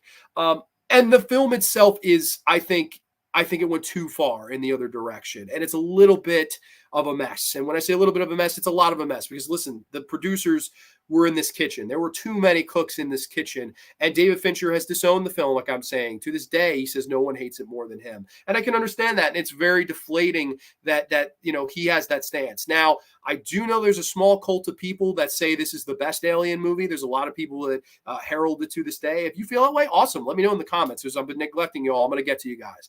I'm just kind of on a roll, so I don't want to stop. But I don't know. With this movie, it's just once the horror starts, it just doesn't really work. And the look of the xenomorph when they're doing, a lot of people say CGI, it really wasn't. It was blue screen puppetry that has aged like dirt. It's aged really poorly. I mean, the scenes where it's the wide shots of the xenomorph like running or approaching someone, they look like dirt. I mean, dog shit. And it really, really has aged poorly. The close-ups when it's the practical alien, it looks fantastic. But man, it really does show its age, even more so than the two films that are older than it. The one film that's 45 years older than it, and the other one that's almost 40 years older. This one shows its age the most of those original three, and it really, really is a shame. Let's get to comments, though. I'm so sorry. I've really, really neglected you all for far too long. Let me go back. I want to hear what you guys have to say. I'm just a mark sometimes. I get rolling. And let me go. I think we might have been here. Space, the final orgasm. Fair enough. LMAO. When the two last movies of the 4 Alien movies came out on DVD, they included a director's cut version. Yes. I watched that, the assembly cut version. That's, if you're going to watch Alien 3, that's the cut to watch. There's no doubt about it. That's the better cut of the movie, in my opinion.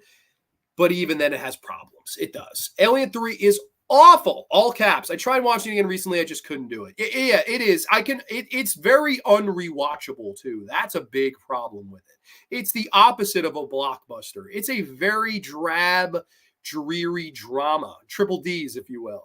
It doesn't work in that tone. It's just very unrewatchable. James Cameron would like to speak to you. However, he's filming another 5.5-hour movie about blue people. That's true.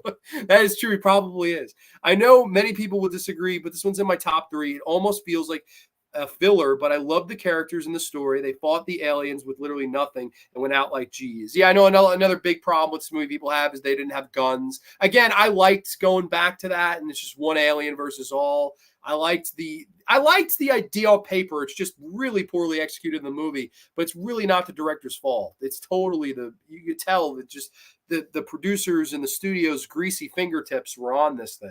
Wait, Xenomorphs in a Cube movie would be amazing. Wow, that's an interesting idea. Well, Mark, I mean, I know they remade Cube, but there weren't any xenomorphs in it. Alien 3 was literally a hot potato by the time Fincher got it. It was a mess. He did the best he could. Now in my 30s, fuck it. I like it. Take what I can get. So let me ask this. Did you hate it when you first saw it? Like, I'm assuming you might not have been, I don't know. I forget your age off the top of my head, but you would have been really young. But what was your initial thoughts? You probably didn't see this in the theater, but what your initial thoughts of seeing Alien 3? Because I know it's your favorite franchise, Mernsey. Did you hate it upon initial watch? It's okay. You could be honest with me if you hated it upon your initial watch. I think that this movie was Brian Glover's last movie. And of course, he was in the classic horror movie, An American Werewolf in London, of course. The first Alien development happens, mixing with the Kanon and a new bar for the Alien. Loved it. Well, I'm curious. Have you seen the assembly cut where it comes out of the ox? So I think that cut's a little bit better than this. I think they are currently making Alien on Earth on Hulu. That's apparently wrapped, and that's gonna air because this new Alien movie did really well box office wise. Drew's Reviews is in the house, or Drew Reviews. Sorry, it's a bunch of bald dudes who look all the same running around saying "fuck." Wow, if that's not comment of the night, I don't know what is. It's kind of true. That is, if you need to review Alien 3 in one sentence, yep, Drew. That's a great Drew review right there. I don't know if there's a short on your channel reviewing this movie. You just say that sentence and that's it. Like, that would be great. A year before Alien, Veronica Cartwright appeared in the remake of The Invasion of the Body Snatchers. Of course, yes, Donald Sutherland. That's an awesome movie. The bitch is back. Absolutely. You took the words right out of my mouth, Drew. The way that Ripley shapes her head almost reminds me of that movie G.I. Jane, which is directed by Ridley Scott. Oh, that's a callback. Okay. Where did Ripley get impregnated? That one of my biggest bugaboos. I guess you're supposed to think that it happened in the beginning with the face hugger. There were 2 face huggers maybe on I don't know. It's a mess. It's really, if you nitpick this movie or you try to dissect it or look any deeper for some kind of a logic, I mean, you're just not going to find it. It's just really not there. Born to be Rad is in the house. Garrett, what's up, brother? Popping in to say what up, man. Keep staying rad, my dude. Haven't seen Romulus yet, so I don't want to get spoiled accidentally. Keep on rocking. Dude, I will, and that will be the last review we'll be talking about here tonight. So, dude, I very much look forward to hearing your thoughts, and you stay rad too, my friend. I would have liked to see Hicks with Ripley in 3 for sure. See, that's the thing. And I'm going to get more heat for this. So here comes the heat. Do-do-do-do. It's all right. I don't think Hicks or Newt fit this movie. Granted, they bring back Bishop and it's a brief scene. Ripley, I'm in pain, whatever. Fucking Lance Henriksen cameo. And then Lance Henriksen shows up as a human at the end of it. This, though, those two characters don't work in this world. How could you have possibly had like Newt in this movie? Like, it doesn't. I get why they did it. I think you just hurt so many of the fans. And I think the fans felt betrayed, disrespected, and shit on. And hey, when a fan feels that way, you have every right to boo. You paid your ticket. You have every right to boo and be upset. So I understand it completely. And this is coming from someone who's not even a huge Aliens guy. I even can see why you're mad. So believe me, I get it. That's not a case of like, oh, I'm not on your ship. No, I get it. If I was on your ship, I'd be the most mad. I'd be leading. I'd be Captain Jack with a hook hand. I think that this movie was originally supposed to be the final movie. And honestly, I mean, you can't, in my opinion, though, you can't go out on this note. Like, it also rips off the ending of Terminator 2 with the whole Arnold sacrificing himself in the lava. Oh, I'm Ripley. I'm going to sacrifice myself in the lava. Whatever. You can work it backwards and go to a small scale without killing characters. Exactly. And I think that this is a big reason why I liked working with Mark on when we worked with Down by the Bay, which, by the way, we'll find out soon, Mark, on the festival with that. Working with Mark is a really good voice of reason. Like, I really like his psychology, and I agree with that completely. You can work it backwards, but I think they took it one step too far. It was, let's work it all the way backwards to where we're going to just erase the last movie and all of its arcs and all the things that we set up. And the whole line at the end, Ripley, can we dream now? Yes, we can. And of course, they're brutally murdered by facehuggers, and she's being dissected in the first 20 minutes. I get why it hit a nerve. It does not take 4 eyes to see, even though I have them. I just have the girl be in space school when it's happening. Oh God, that would be hysterical. I didn't care for the new character either, to be honest. Wow. Okay, so we got another. Charles Dance is great for the act he's in the film. I agree. I think he's really good too. I almost kind of get sad when they kill him off. I'm like, wait, what? Like, I thought his character would totally be there at the end, and he'd kill him off like an hour in. We spend so much time with him, and then he's just gone, which I thought was weird. Cinephile Sanity TV. Sean is in the Heezy. Hey, how's it going, everyone? Hello, Grande. Sean, brother, hit me with your ranking, brother. What's your alien rank? I got to hear it. How would they have carried her character forward, I wonder? Exactly. I don't think the movie works with her character in this. That's why I get why they did it. It's just, yeah, maybe what Mark said, write her off. She's somewhere else for this movie. Like, I don't know. It could have been done more, I guess, classily. I don't know if classily is a word. It could have been done in a more respectful way to the source material that came before it. This movie included the late Pete Postlewaite, who played the accomplice in The Usual Suspects. I like the whole male Oz prison shit going down, and then Ripley arrives. Charles Dance also rocks the first hour. Guy's an amazing actor. I have the action figure of the dog Xenomorph. No, you don't. Do you really? I got to see a picture of that. Mernsey freaked out when we were in New Jersey a few weekends ago because he found the Species 2 figure of, oh my God, what's his damn name? I forget the shitty actor in that movie, but he'll know. He'll be like, oh, he's amazing. He found Patrick. It was the Patrick action figure. And oh my God, he was a kid at Christmas. His excitement was contagious. Awesome Mernsey dog, Xenomorph. People saying hi to one another. It looks bad, but the speed of the thing is terrifying. Yes, I'd agree with that too. Absolutely. Hey, Grande. Kubrick's in the house. I like Alien 3, but I guess not everyone likes it. Marty, Trash Picture Show, likes that movie a lot. Marty's review of Alien Romulus was one of the hardest times I've laughed all year. He is such a funny human being without trying to be. Watch Marty's review at some point of that. Marty's great. Like, I think Marty's a great human, man. Really, it's funny. I wasn't on, I don't know. I don't want to spoil anything. The original movie came out during when personal computers were starting to come into the world, because when computers came out, they were very huge. I am so neglected: food, water, atmosphere. Aliens are better, but I still like Alien 3. That's fair. I would say Alien and Aliens are better. I hate Alien 3, total piece of shit. D Blue Supreme. That's got to be a first-time name on the graveyard. Welcome. I feel like it's a good standalone story, but as a conclusion to a trilogy, it's pretty poor. Yeah, following the, slow burn horror movie of the first movie, then the fun, dialed up to 20 action movie of the second one. to go to this drama in a prison. The tone was just too far gone. It didn't work. I didn't like Alien 3 until I got older. Fair enough. If I was a kid and saw this, I would have probably hated it. I saw this older too. I was probably in my mid-teens. Rennie Harlan was supposed to direct Alien 3. It was supposed to be a wooden. Yeah, I already mentioned that. Yep. Well, not the wooden planet, but he was supposed to direct it. That's true. It's not a great Alien movie, LOL, but I had it in the 90s nostalgia to it now. Drew's Reviews, El Mayo, pretty much. I first saw Alien 3 in 1995, and I didn't hate it. It was okay movie. Okay, fair enough. As John Hurt would say in Spaceballs, oh no, not again. That's an awesome, awesome callback, man. I just came to the stream in the chat. I do like Prometheus and Covenant. Well, we're going to get there, my friend. We're a couple movies away from that, but you're going to be very disappointed with my thoughts on those movies. Mayan!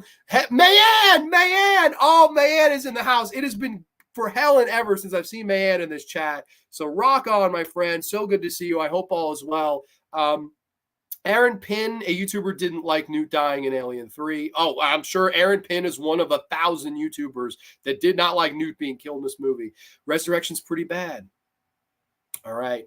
Kubrick lover, I don't think you're going to like my thoughts in the next few movies. I'm just going to tell you in advance. I think Sigourney Weaver picked David Fincher when he was insisted everybody had to have their head shaved in the movie.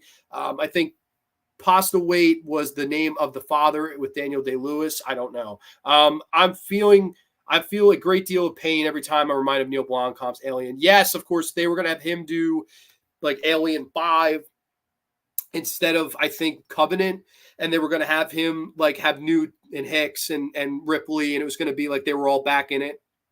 Like a legacy sequel, retconning part 3. I think everybody wanted to see that movie over what we get with Covenant, but Neil Blomkamp's great. District 9 has just celebrated its 15th anniversary, and I adore that film. So Marty's a huge Alien fan. Yes, he is, and Marty's a good guy. People saying hi to one another. It's been forever indeed, missed the graveyard. Well, we missed you too, my friend. But we've got to rank this movie. We've got to rank Alien 3. And for me, it comes in at like a C minus. The assembly cut gets it to like a C plus. The theatrical cut is like a D plus C minus. Alien 3 is pretty middle of the road. So I don't know. For me, it's a C tier. It's nothing great. It's nothing to run home about. It's kind of forgettable. And it really doesn't work as a blockbuster or a movie that you want to make tickets. You know, if you're a movie, you really want to sell tickets, it just doesn't deliver that. It really doesn't. It doesn't work as a final film at all to your franchise. So it's probably a good thing they went on from here, because I'll end on this note. Granted, do you have the Alien Quadrilogy box set? It has like 40, 50, 60 hours. I do not. If they ever re-release it on 4K or Blu-ray, man, I will get that in a heartbeat. But I definitely need to. That's one DVD I missed out on. It came out when I was so young. Resurrection, let's go. Brittany, I think you're going to be very happy with my thoughts. Did you ever see Batman versus Alien versus Predator from back in the day? No, I haven't. Is that any good? I need to take a sip here. I've just been going so long. One more. Cheers, everybody. Sorry, the old throat was throwing a little bit. It's on Blu-ray. You get the quadrilogy? Okay. Oh, one thing I know is for sure, this one has its bucket. Yeah, the popcorn bucket. That's right. I saw all of them. I saw all the popcorn buckets, and I thought immediately of you. You're the popcorn bucket gimmick. But okay.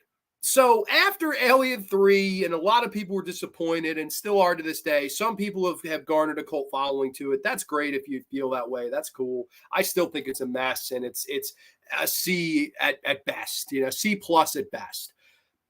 With that being said, 5 years down the road, they decided to resurrect the franchise with Alien Part 4, which is funnily enough titled Alien Resurrection. Yes, Alien Resurrection. Brief plot synopsis. 2 centuries after her death, a powerful human/alien hybrid clone of one Ellen Ripley aids a crew of space pirates in stopping the aliens from reaching Earth. Yes, Alien Resurrection.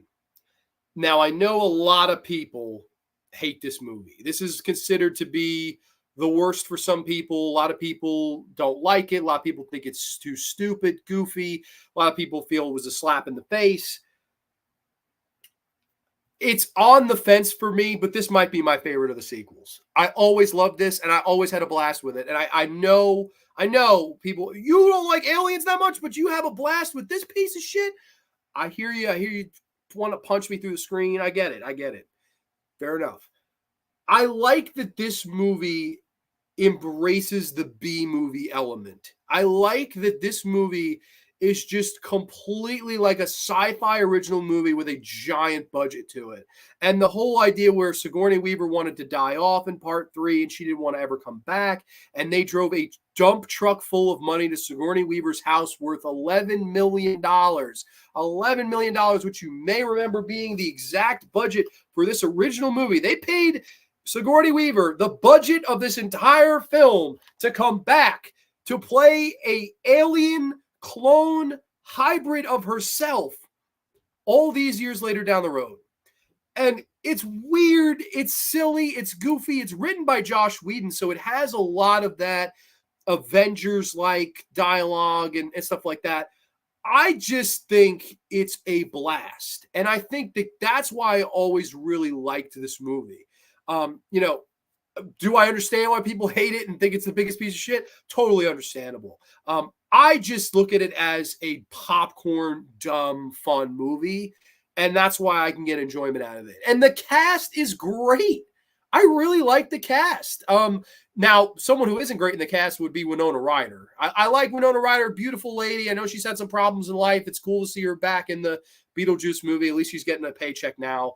But she's really weak in the movie, although she's playing an android and it's like supposed to be this big shock, but it's not. It's just like, what? Of course, she's a fucking android. Like, horrible. You have Ron Perlman, who's just great in this. He's chewing up the scenery every time you see Ron Perlman. He was perfect for this role. Just chewing up the scenery. And, if we don't have to play basketball, I know some other fun indoor activities. And who have the fuck to get off this boat? I don't know about the boat, but I can get you off. Like his one-liners I thought were really funny. Of course, you have Michael Wincott in the movie. You have Dan Hedaya. Of course, Chucky himself and Brad Dourif as the fun lead evil scientist who's so over the top, where Sigourney Weaver, you're going to die. Yeah, sure, I'm going to die. And the whole freezing the aliens, the alien button in the room.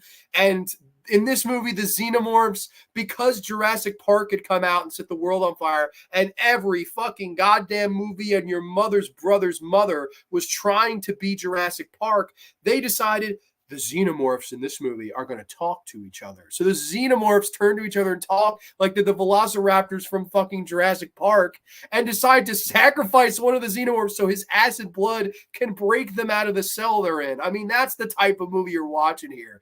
There's fun underwater sequences and chasing with the alien. There is a really hysterically stupid basketball scene where Ellen Ripley, for some reason, having the alien human hybrid DNA of a clone, is balling. And I don't know why. It's so stupid, but it's fun.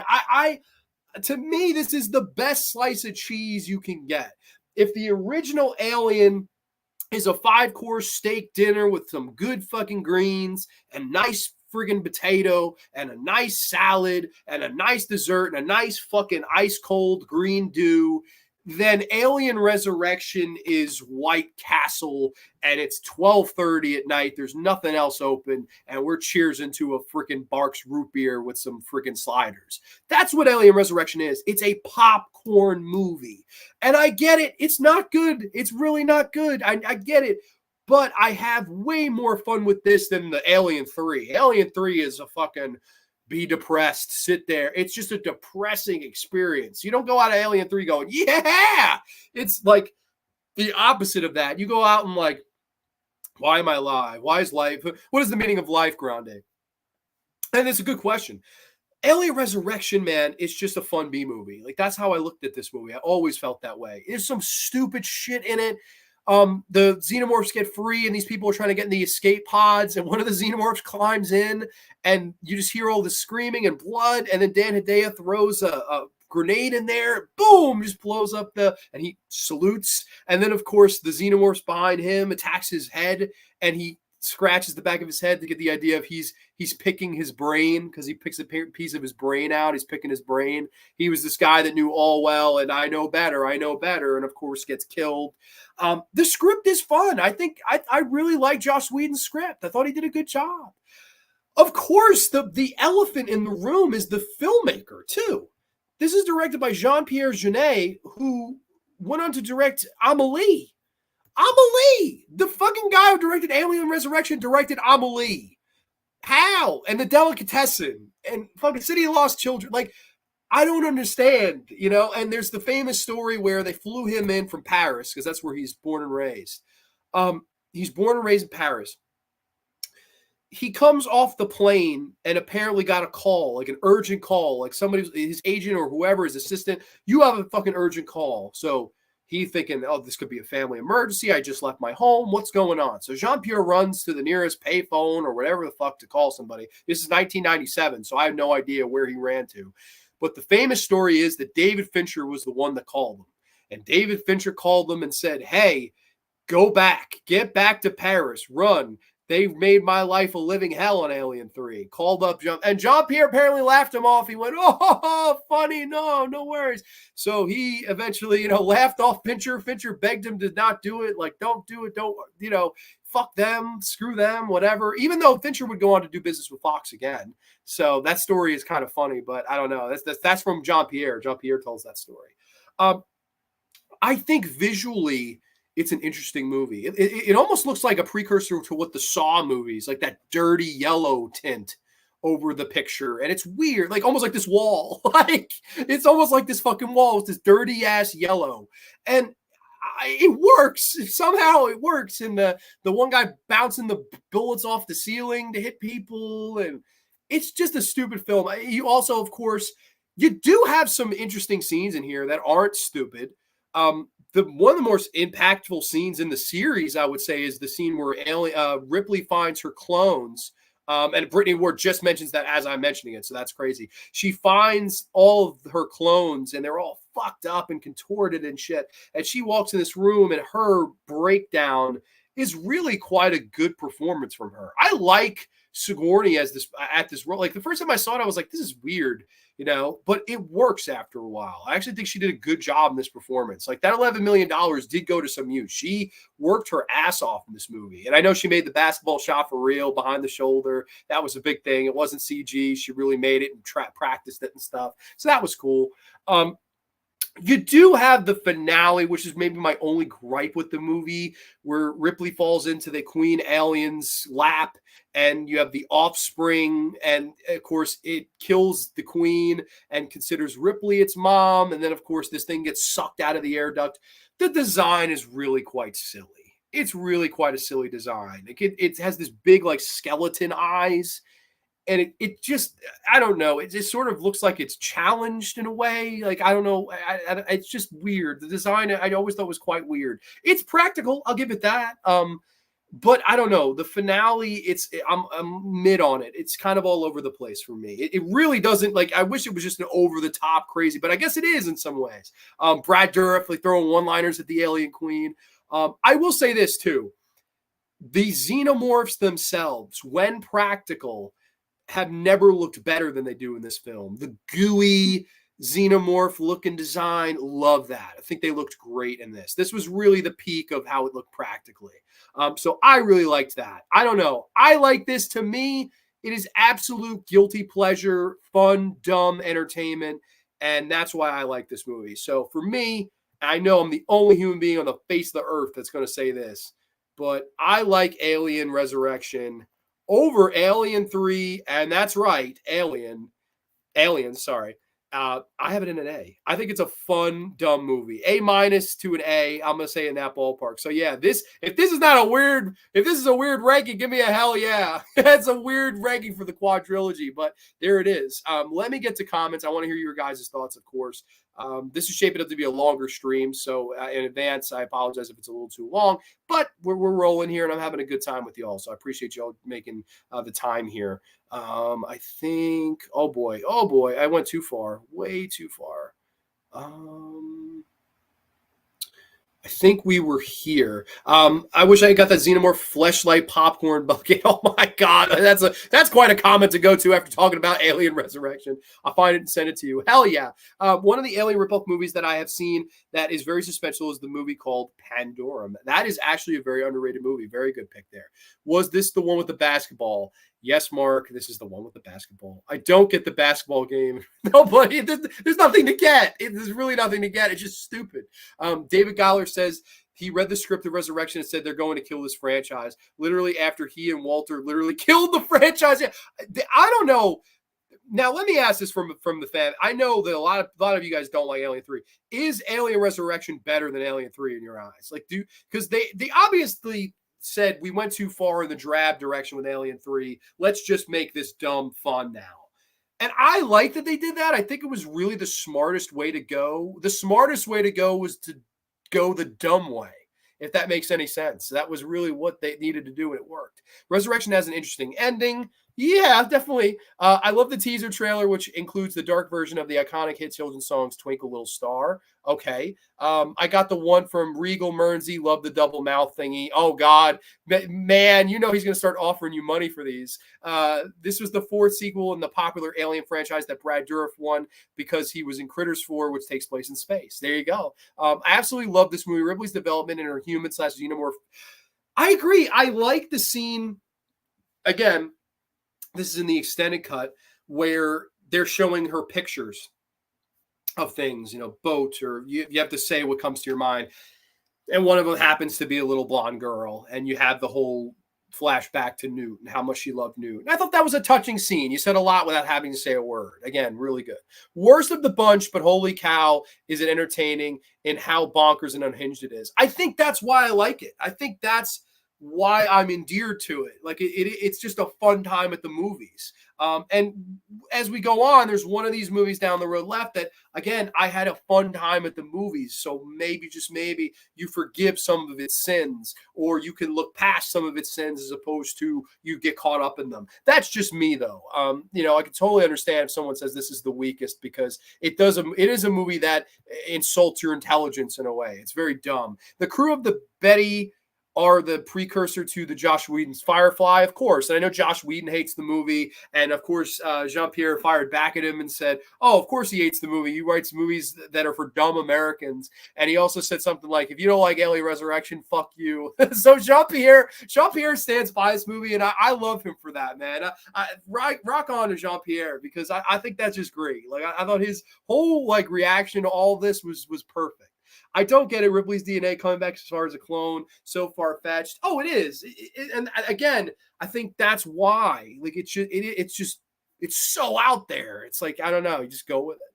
Characters, love the characters. Love them. To me, I think the characters are fantastic. I get the popcorn feel of it. It's kind of uneven. It's not totally bad, but still not great. Fair enough. And the captain of the Betty snack. The captain of the Betty? You're talking about... which actor are you talking about? I'm so sorry. I forget who the captain is. I enjoy this terrible movie, and now it is the second worst newborn in the series. Yeah, it really does. Yeah, it really does. I mean, we'll get to Romulus, but yeah, I would take this practical newborn over the CGI one. That was one of my only issues really with the newest movie, but we'll get there. This movie had featured a very young Ron Perlman, and he's probably the standout. I honestly really like all the Alien movies, and yes, I didn't think Covenant was as bad as what everyone made it out to be, but yeah, it certainly was perfect either. Fair enough. My Alien rank is kind of boring since it goes in order with the films. Okay, so 1 through Romulus, I guess. Next thing you know, they'll have an Alien where they bring back Ripley as an AI clone. I thought for sure they were going to do that with this new one, but instead they did it with somebody else. So, I mean, it is what it is. Resurrection is a little boring. See, that I disagree. You could call this movie a lot of things. I'm shocked someone would call it boring. I don't think that Alien 3, sure, that could be boring. This, I don't think so at all. I think it's the shortest of all of them, running at just under 2 hours. Like an hour 49 or hour 50, somewhere around there. So it's the shortest, I think. I read that originally they were going to clone the character of Newt, which would have been bad. I like Covenant and Prometheus. Well, we're going to get there right soon here, man. I apologize in advance. Brittany Ward, White Castle Sliders dinner comparison genius. It was Alien, but it was super fun. Exactly. It was fast food.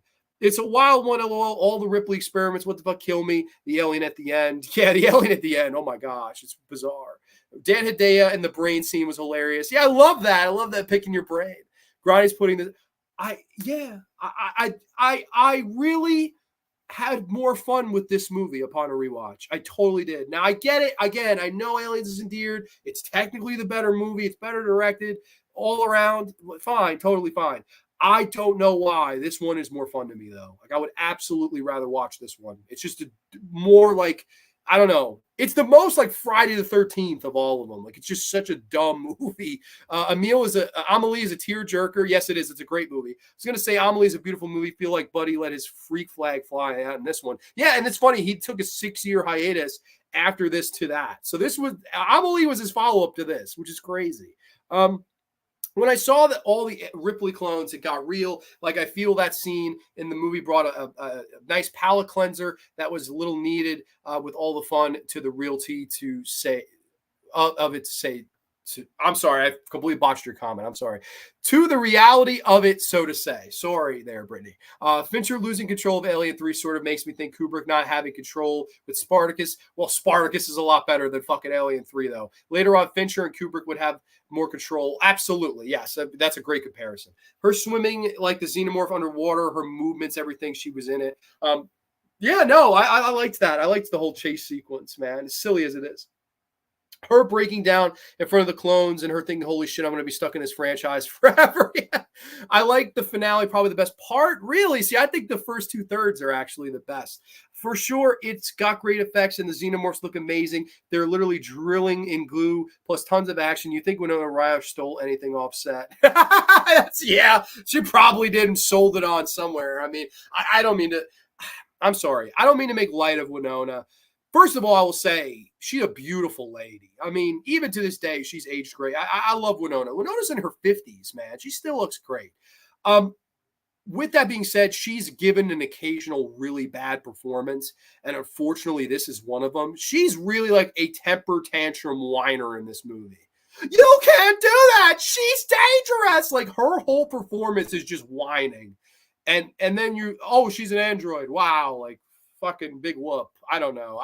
She's pretty bad in this movie, in my opinion. She's really, really weak. And also her haircut. People want to shit on Courtney Botox Cox's haircut in Scream 3, which is shit. But this haircut, oh my God. Fire whoever made that call. This movie has so many callbacks to Aliens because in the opening scene during the narration, Ripley says, my mother told me there were no real monsters, and also Ripley clones begging her to kill them. Sure. Mersey's laughing. Is this a throwback to the cocoon scene in the director's cut version of Alien? Okay. If Resurrection ends when the big ship blows up, it's a much better movie. I agree. I actually write movie a fun night, one night stand. You keep going back to it every once in a while because it's a fun ride. Everyone's making these sexual references here. You can't have an orgasm without the fucking score of it's a one night stand. This is the Sexy Alien stream only on the Graveyard. Buddy, run this stream till midnight. We're talking Alien. At this pace, it probably will run till midnight. Hell yeah. Weirdo rankings only. Hell yeah. No, Alien 3 is better. Okay. Resurrection is better. As an Alien fan, this one is just totally way off, but it's a fun ass movie. Watch this week and it's a blast, but Alien 3 at least attempts to be taken seriously. So that's okay. I vote for Alien 3. Fair enough. He played the main bad guy in The Crow. I don't know his name. Okay, I know what you're talking about. Russ is in the house. Howdy, Grande. This is one franchise I adore them all. From OG to AVP to Covenant. Biggest love is the official release of the director's cut of Aliens 3, which turned it into a glorious entry. Well, I would agree the assembly cut is the best cut of Alien 3. I don't know about being glorious, but you're entitled to think what you want to think, and I would love to hear your rankings, my friend. The newborn scene, really? Did it really? I always thought that was kind of silly. Like I was like, behind the scenes in Resurrection, the swimming they shot for many hours, and they ruined it in the pool.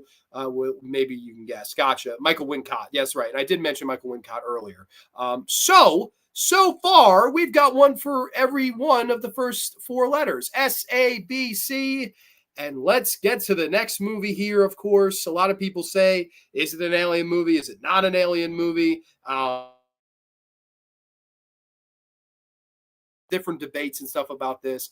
I definitely think that this is a movie that, a lot of people love. It's the highest grossing. If you consider this an alien movie, it's the highest grossing of the bunch. Made over $400 million worldwide. which is crazy. In the Alien franchise, the one that made the most money doesn't have Alien in the title. It's the only one without Alien, the word, in the title, which is very interesting. Of course, this was Ridley Scott's long-awaited return to the franchise. This is from the year 2012. This is Prometheus. Yes. Following clues to an origin of mankind, a team finds a structure on a distant moon, but they soon realize that they are not alone. Well, first, Mark Murphy says, going to go to bed. Enjoy the rest of your stream. Mark, thank you so much for watching. I appreciate it, man. I'll keep you updated on the festival. It's close for me, but it's either this one or the next one that's the worst. It's really close. It's really, really close. I don't like either one of these next two movies. I really don't. And this, I lean like, oh, geez. Gun to my head, this is the worst of the two. I don't know, though. I really don't know. It's so fucking hard. It's this one or the next one that's the weakest, but let's get into it at least. Geez. I'm sorry in advance that people like this movie. I don't. I really don't. The whole idea of this movie is at least the trailer. When I saw the trailer, I was excited. I think starting middle school, probably starting middle school around this time. I remember seeing the trailer on the TV, and what got me, and Slasher Fred has mentioned a lot tonight, was the musical cue. And a lot of people I remember at the time were like, holy shit, it's an alien movie in disguise. Like the alien's going to show up. And there was a lot of buzz. There was a lot of hype. And all I heard was positive reviews at the time. People were loving to love this movie. I wasn't old enough. If this was R-rated, I would not have been old enough to see this in the theater. And I believe it was. Yes, it was R-rated. So I did not see this in the theater. I was not even old enough yet. I heard all this hype. I remember getting the Blu-ray. I was so excited to watch this movie. And I was just so let down by it. And I still kind of am to this day. Can I give it positives? Yes. Visually, this might be the most breathtaking of all of them. The scope of this movie is unbelievable. It should be studied how beautiful and gorgeous this movie looks. Ridley came back with a vengeance with how good this movie looks from a visualistic standpoint. It's gorgeous. I will give it that. It's gorgeous. But that's really pretty much the end of my positives. I mean, I really don't like anything else about the movie. We start off with this engineer drinking black goo, and the black goo turns his body sour and aggressive, and he dies. And then we fast forward years and years later, and there's this fucking crew on the Prometheus ship, and they all think they're going to discover how they were made. We want to meet our maker, the origin of mankind, who created us, why. We're asking all these questions. The fucking cast sucks. That's my biggest problem with this movie. As much bullshit is in this movie, the cast in this movie sucks. Noomi Rapace, you stink. Absolute fucking shit performance. You had the personality of a piece of fucking burnt whole wheat toast. Oh, if they don't stop them, there won't be any home to go back to.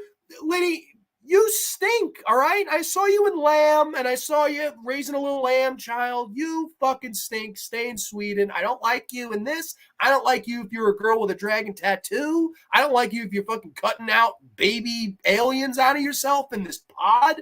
I don't give a shit. I don't care. Oh, there won't be any home to go back to.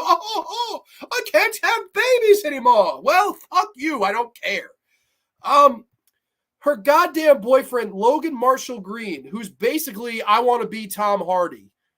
I want to be Tom Hardy, basically. I mean, look at this fucking guy. Could he be? It's like, I want to try to be Tom Hardy, but I'm not. And I was in that movie Devil, and I somehow survived.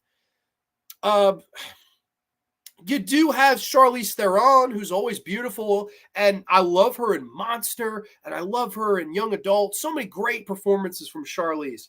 They give her nothing to do here. She's just a bitch. That's her whole character. I'm fucking Vickers, and I'm a bitch. I'm Vickers, and I'm a fucking hoe. That's all her character is. She's just a piece of shit human. And I am 99% sure that she's also an android. I'm like 99% sure because there's so many things in it that lead me to believe that she's a robot too. Like, for one thing, she has her pod like set up to be a male, like to do like procedures on a male. Second of all, she like throws David against a wall at one point. How the hell are you manhandling androids? Androids are fucking strong as the Incredible Hulk, man. She throws him against the wall like he's nothing. You never see her bleed. You never see her show any emotion. You never see her cry. Nothing. I mean, I'm pretty sure she was an alien too. And even Idris Elba, who's the only really good character in this movie. I like Idris as this guy who runs the ship. I liked him a lot. I wish he would have been the lead because he was likable, had that blue collar, you know, like the characters in this movie. I liked Idris. It reminded me of like a young Yaphet Kotto in this. You know, I thought he was good. And of course, I will say I like Michael Fassbender as David. That's the thing that gets praised. That's the thing that people remember when it comes to this movie is my name is Michael Fassbender and I play David, you know. And David watches his classic movies. And David has a haircut like the people from the 50s movies and shit like that. And like that's like, you know, he's good. He's good as the android. I like him a lot. The rest of these people, though, Sean Harris is Fifield, retire. Rafi Spall is Milburn. You stink. Like everybody else sucks in this movie really, really badly. We do have Kate Dickie from The Witch, which I talked about last week. Funny enough, cool to see her in this. I was like, hey, you go on to be in a better movie than this, you know. They go to this planet. It's not LV-426. It's LV-223. Okay, yay. It's a different LV. Oh. They find, instead of eggs, they find canisters of this black goo. And if you get touched by this black goo, it turns you into this violent, rageful creature. And, you know, it eventually gets on this worm in there that they fight, and it kills a couple of them. We have some characters making this awful decisions, and the whole idea of horror and the lack of communication that was so prevalent and made this movie work is just gone here. This is not the story they're trying to tell. They're trying to be very sci-fi epic. It feels like it's very much trying to be 2001: A Space Odyssey in some ways. Like we're trying to say something bigger. We're going to try to say something badder. We're going to try to say something better than your, you know, direct to sci-fi Alien Resurrection like movie and your Alien 3 in the prison and your aliens with your mother alien and stuff like that. It felt very much like Ridley wanted to take this his own way, and it may have gone a step too far into the pretension element. I'm sorry. I love Ridley Scott, but I do feel it went too far there. I do. The black goo is given to the Tom Hardy wannabe, and he starts to turn, kill me, kill me. They set him on fire. Somebody else gets infected. They cause havoc. You know, they resurrect one of these things, the engineers, which I thought looked like shit. They look like the beautiful Squidward, handsome Squidward. If anyone has seen SpongeBob, the episode where you see handsome Squidward, that's what the engineers look like, is handsome Squidward. I think it's a goofy fucking design. It never worked for me. You have the fucking like Wyland guy, and he's at the beginning of the movie in like a hologram. He's like, oh, if you're watching this, I'm dead. And then, of course, no, we cryogenically froze him, and he shows up, and it's Guy Pearce and some of the worst old man makeup I've ever seen. It's horrible. He looks like fucking Dan Aykroyd from Nothing But Trouble in it with the penis nose. I'm just like, what? Where's John Candy? This movie would have been better if we could have reincarnated John Candy and he was running around in a wedding dress. I mean, it would have just made the movie a little bit more entertaining at least. And he wants to meet his maker, and they walk him over there, and then the engineer kills their asses, and oh my God, I'm Naomi Rapace, and he's going back to destroy the Earth itself. That, her delivery of that is like, I'll see that in my nightmares. It's just horrible line delivery. She's terrible. I can't tell you how terrible that lady is. And then Idris Elba, all right, we're going to fly into the ship. And he takes out the engineer. The ship comes down. That was impressive, that whole scene where the ship falls down and crushes Vickers. And then, you know, Shaw is kind of left and finds David, and they're going to go explore. And she wants to find, you know, who created the engineers. And that's her whole, who created who? This is bad. Who created who? The game show. I'm sorry. If you care about who created who and you wanted answers to the mystery, oh, what were the engineers? How did this happen? Who was the space jockey? What's going on here, there, and everywhere? If you want to know that, that's fine. It's fine being a mystery to me. I don't have to know this shit. I don't care. It's a mystery, and it's better off for it. Now, if you like a visual eye candy treat to your eyes, this movie delivers that. It doesn't deliver anything else other than the David performance and probably Idris. I don't like anybody else in this movie. I really don't. There's really not much good dialogue. I don't know. I never cared for this movie. And of course, how does it tie into the Alien movies? You, of course, had this birth scene that everybody overhypes. It's not the greatest. Where Nomi Rapace takes the alien out of herself and it impregnates one of the engineers. Then you get the prototype of what I guess would become the xenomorph. Wow. Big whoop. Overrated movie. I never liked this fucking movie. I still don't. I really, it's arguably the weakest of all of them. It really is. It's close. I don't know if it's this one or the next one, but for me right now, this goes in like the D range. It's saved from being an F because of how good it looks. I mean, it's just from a visual standpoint, it's so impressive. You really can't give this anything less than a D, in my opinion. So fair enough. We go D here, and I'm sure I lost a lot of people. I see the counter. So let's see what you guys have to say. I think Prometheus is such a very science fiction archaeological movie because it is really about wanting to figure out where humans come from. So it sounds like you like it. Fair enough. Brittany says, I liked Prometheus, but to me it featured the alien, but not in an alien movie. It was good though, for sure. Okay, well, sorry for shitting on it. I like Prometheus, but I have a feeling you're going to rip it apart.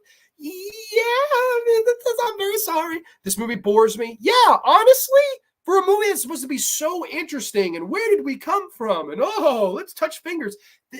It's not interesting. I really don't care who created who. I don't give a shit. I don't. I think it's far more interesting to explore the perfect organism, and I admire its purity. Like, that's, to me, way more interesting than anything this movie had to say. I don't know. Some people could love it. Some people think it's a masterpiece. I'm just not one of them. And it's so crazy to me that this is the highest grossing one. Like, I feel like if this movie came out today, it would flop. I really do. I think the name, not having alien in the name, it would flop. I think it's safe to say our alien sex pervs, thumbs up to Species 2, Freak Nasty Sex, best alien outer space movie ever. Holy moly. All right. Same. I love Prometheus. It's amazing. Well, Mernsy, I'm sorry, but it's this or the next one. They're close. They're really, really close. I think that there was a deleted scene which has sort of a TEDx scene. I saw that shit and I turned it off, Fred. I saw it and I turned it off. I did see it. I like Covenant more than Prometheus, but I hated David. Somebody kill him now. Yeah, well, when you get to the next movie, if you love David, I know if you hate David, I can't imagine you like Covenant more, but we'll get there. Because apparently Ridley Scott had such a hard on for David. He has two of them in the next movie. He has a Walter and David. This movie has many callbacks to the original movie. Not as much as a movie we're going to get to, though. I saw it in the theater and was so mad that I haven't watched it since. Man, I hadn't watched it since my initial Blu-ray watch of it until prep for this show, and I still think it's a letdown. There's so many people tell me, watch it again, give it another chance. I watched it twice. I really, really tried to see the lightness, and I just don't see it. It's not that good of a film. It was a beautiful movie for the eyes. I agree. Saw this shit in theaters, baked off my ass. It's so philosophical. Who made us? What are we? I don't know. But it's just a film that really absolutely relishes in, plus amazing body horror. Totally fair statement, man. And I'm sorry for shitting on it. I really am. I know you love this one. I adore Prometheus and Covenant. Again, sorry to you too. I literal crying that they did not let him finish the last two films of that story as it was supposed to be. I thought it was going to be a trilogy. Was he wanting to make 4? Holy shit. Thank God they didn't let him do that. That would have been, oh no. Fucking David, no. No more. I want to see that shit. Man, love it. Oh, thank you, my friend. It's good to have you back. 100% dude, it needs to be completed. Oh, Jesus Christ. No, the David semicircle people are here. David might be my favorite synthetic in the franchise. He's definitely the most consistent part of both movies. I'd love to see a third film with him. Wow. Okay. So we are all on the David train. Yes, David's the only reason to watch this. David played the perfect villain for sure, and that's why he disgusts me. Yeah, he is a good villain. Am I fashionably late as usual? Ginger Ninja, you're right on time, my friend, in my book. Slamming my Logan from the Invitation and Upgrade. You should be ashamed. He's a lot prettier than Hardy. Okay, fair enough. I don't know. oh, geez, I don't know. The acting, other than David and Idris, is pretty rough. Even Charlize Theron is not really the greatest in this. The engineers are so sick, just rips Buddy's head off, LOL. The engineers were savages. Yeah, dude, that guy from The Invitation's a wicked actor. He gets on this show, The Quarry, plays a hitman, top shelf shit. He gets fucked by David. He does get fucked by David. Probably the only interesting conversation the whole movie is when he confronts David and he's like, oh, we made you because we could. And David says, imagine the disappointment you'd feel if you heard the same thing. That's the best lines of the movie right there, but I don't think it salvages this 2-hour movie. It really doesn't.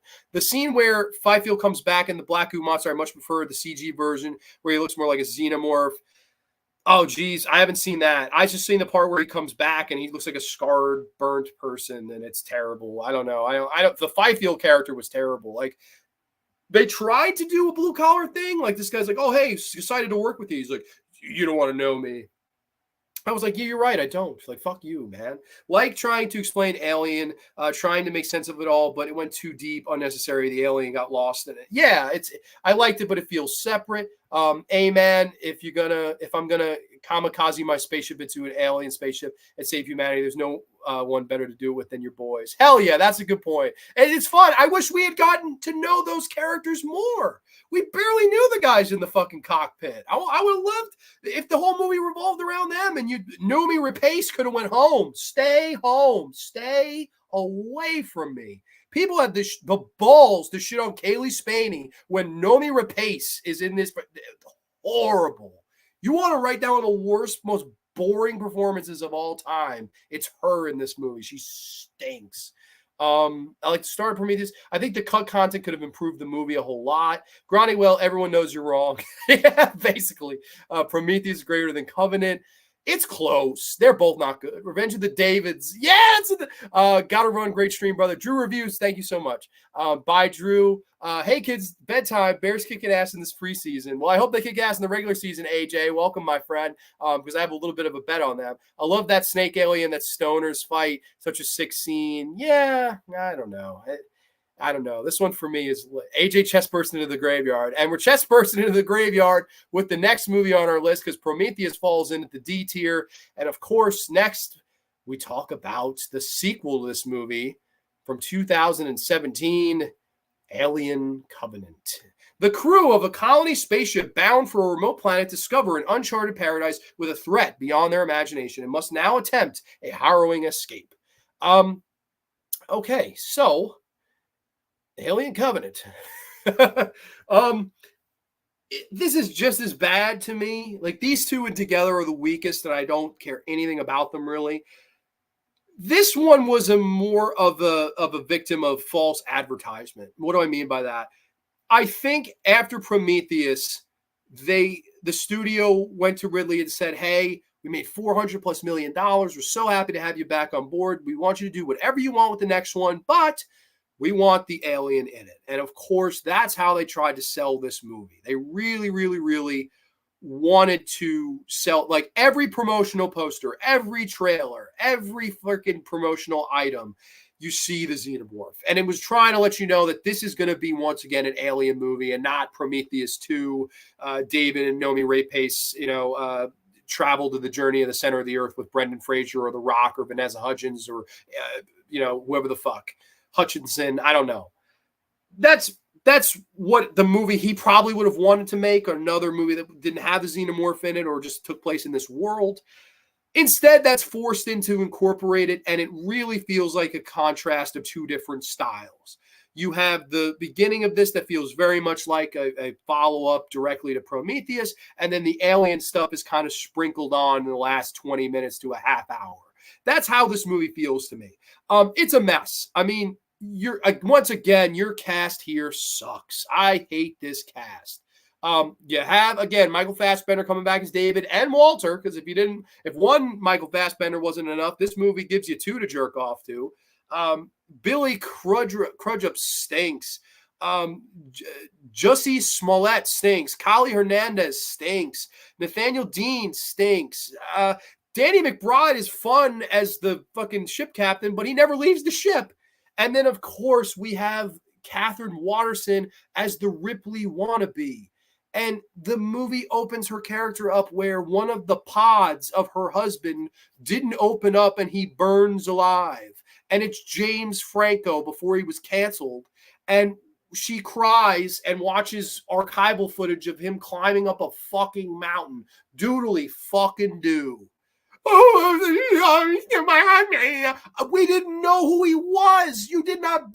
How can I cry and be sad over a character that I didn't fucking know? He always burned alive in the fucking pod. Red! And Red was on the ship. Red let fucking Saul burn to death. What is that smell you call? Pineapple Express, my friend. Smell it. Smell it. Waft it. I want to have that smell up my nose all day. What's it called? Like, what a horrible way to start off a movie. Again, visually, looks good. It looks good. The movie looks good, but that's it, though. That's it. If we're landing on a planet again. Oh, you believe this? We can breathe in the air. Wafting the air. We're going to walk on a planet where we don't know where the fuck we are. We just heard about it. We're going to land on this planet. We're going to take off our helmets and circle jerk each other until we can find a third David to watch act. You bunch of son of a bitches. And they go, oh, I'm sitting down and this pollen gets in my ear. And then I fucking get infected by not a xenomorph now, a neomorph. Ho, ho, ho, ho, ho! A neomorph. What's the difference between a neomorph and a xenomorph, Grande? I gotta know. Tell me, brother. I'll tell you, dude. I'll tell you. The difference is the neomorph jumps through either your back or your jaw or your dick or your balls or your kneecap or your mother's asshole. Whichever hole or orifice that it wants to jump out and start dancing to the guy, the hello, my honey, hello, my baby, from Spaceballs. If you want to watch the alien jump out of your asshole, you get that in this movie. Whoa, he jumped out of his back. Remember when it jumped out of his chest in the first movie? It jumped out of his back and it's like, wow. I don't care. I don't care where you jump out of.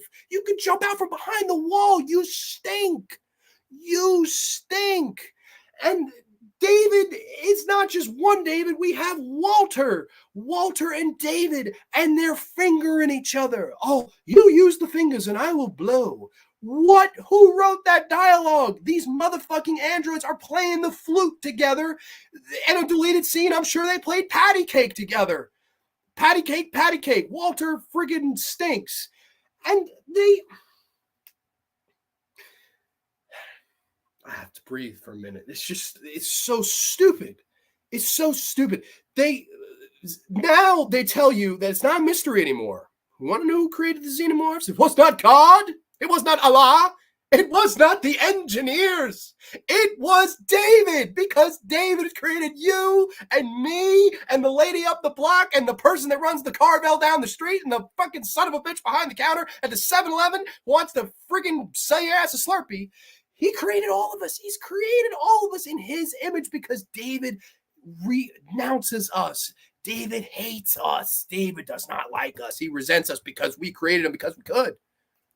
And there's a scene where David unleashes cicadas on these engineers. And they're like, oh, they're going to greet him like it's the end of the Phantom Menace. And all was missing was Jar Jar Binks. I swear to God, that scene where the cicadas attack all the engineers was directed by George Lucas. I swear to God it was. You can't tell me otherwise, freaking Ridley. All right, Ridley? I know you have your fucking tricks, and you called in good old George Lucas. Hey, Star Wars inspired me. Come and direct the scene of Covenant. God. And then these dumbasses, they encounter Walter. You see these neomorphs kill most of the people in the movie. He goes, oh, you want to see something really cool? I'll show you my egg collection. He shows them these eggs, and this guy, oh, look, why don't you look over one of the eggs? The egg chest, of course, it's a face hugger, jumps on this guy, tricks him into it, and then the chest burster comes out, and for some reason starts throwing his arms up in the air with David. It's either like, yeah, we're alive. Let there be life. What in the hell? I cannot believe some of the shit in this movie, how stupid it is. You have the whole sequence where the guy has the back burster, right? Because we got to be different here. The back burster, And this lady, I'm going to close the door for quarantine. She closes the door. She then grabs a gun. She goes to run into the room, opens the door that she had sealed, claiming she wanted to keep this quarantine and contained. Then she runs in, slips on the blood like this is Tom and fucking Jerry Kids. Slips on the blood, then you slip on the blood. If you take a shot every time somebody slips on this guy's blood, you'll be drunk by the 44-minute mark. And then for some goddamn reason, she goes out into the ship, starts shooting all over the place, and blows the ship up. And Danny McBride, oh, tell me what you're doing, honey. Tell me what's wrong, honey. What's wrong, honey? I don't care what's wrong. She's an idiot. She blew up one of the ships. And then, finally we get to the xenomorph stuff in the last half hour of this 2+ hour movie. How long was this piece of shit? 2 hours and 2 minutes. It's like the last half hour of this movie. We get to the alien stuff that they promised us and beat us over the head with the marketing and the trailers. And, you're finally going to see a xenomorph. And it looks quite bad. The CGI in this don't look good, man. I'm sorry. The xenomorph looks like shit in this movie, in my opinion.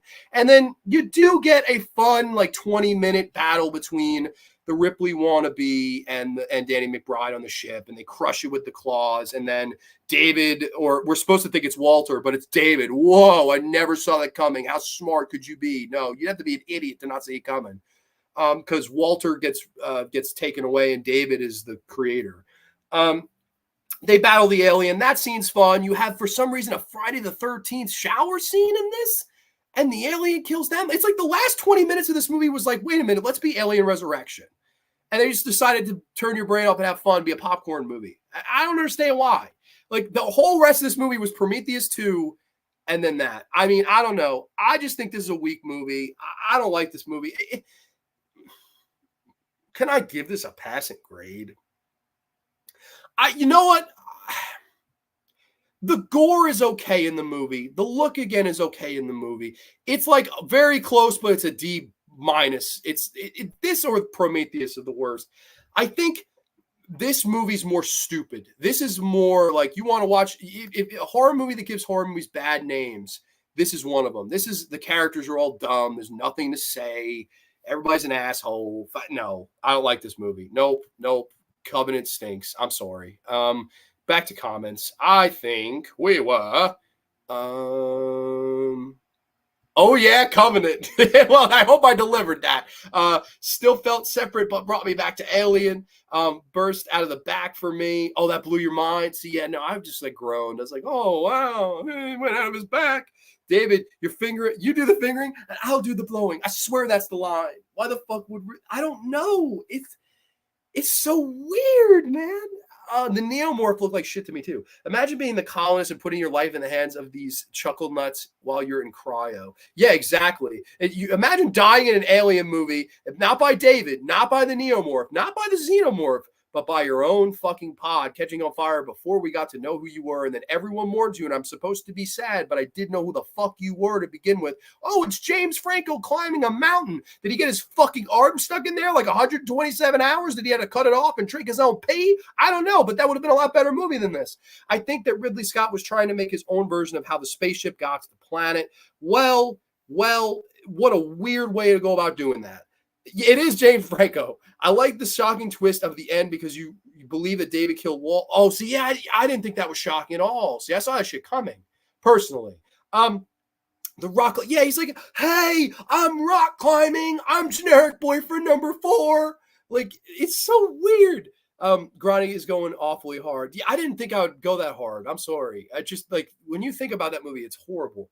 I'm seeing in either Covenant or Prometheus. Maybe it's Prometheus. I haven't seen either in quite a long time. I thank you about, I think you find out about the space jockey. Yes. Oh my God, Pineapple Express. Pineapple Express is a better movie than this. Oh, dang. Oh yeah, man's happy she's back. She knows it. I'm cracking up right now. Okay, that's why I love you, Grani. We love you too. Thank you, my friend. Face pink drinking tea. Okay, no worries. If KO Joe's a fan, that's totally fine. Shut the fuck up. Okay. I kind of enjoyed Covenant for what it was, purple person stage event. Okay, no worries. Hey man, no worries. That's totally fine. I respect anyone that likes it. I just wasn't a fan. Yeah, no, I needed a breath there. Almost hyperventilated. Did you think that there was know that there was once a novelization of the original movie, which included some scenes. Yes, that is, I explained that novelization in the Alien ripoff stream. That's how they were able to make Alien 2 Sulla Terra in Italy and not get sued. He said, I'm ripping off the novel. I'm a sequel to the novel. And they couldn't sue my friend Ciro, who was a piece of shit too. Yeah, sometimes that's the case with sequels or franchises. It will ruin something to exactly. And like, I don't need to know that he made the xenomorphs. I don't need, it's just so dumb. It's so dumb.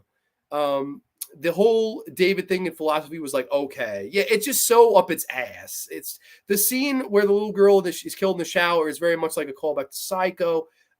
Yeah, I got Friday the 13th from that. You're so calm and quiet, Grande. Yeah, that's me. Bad CGI for it's so bad.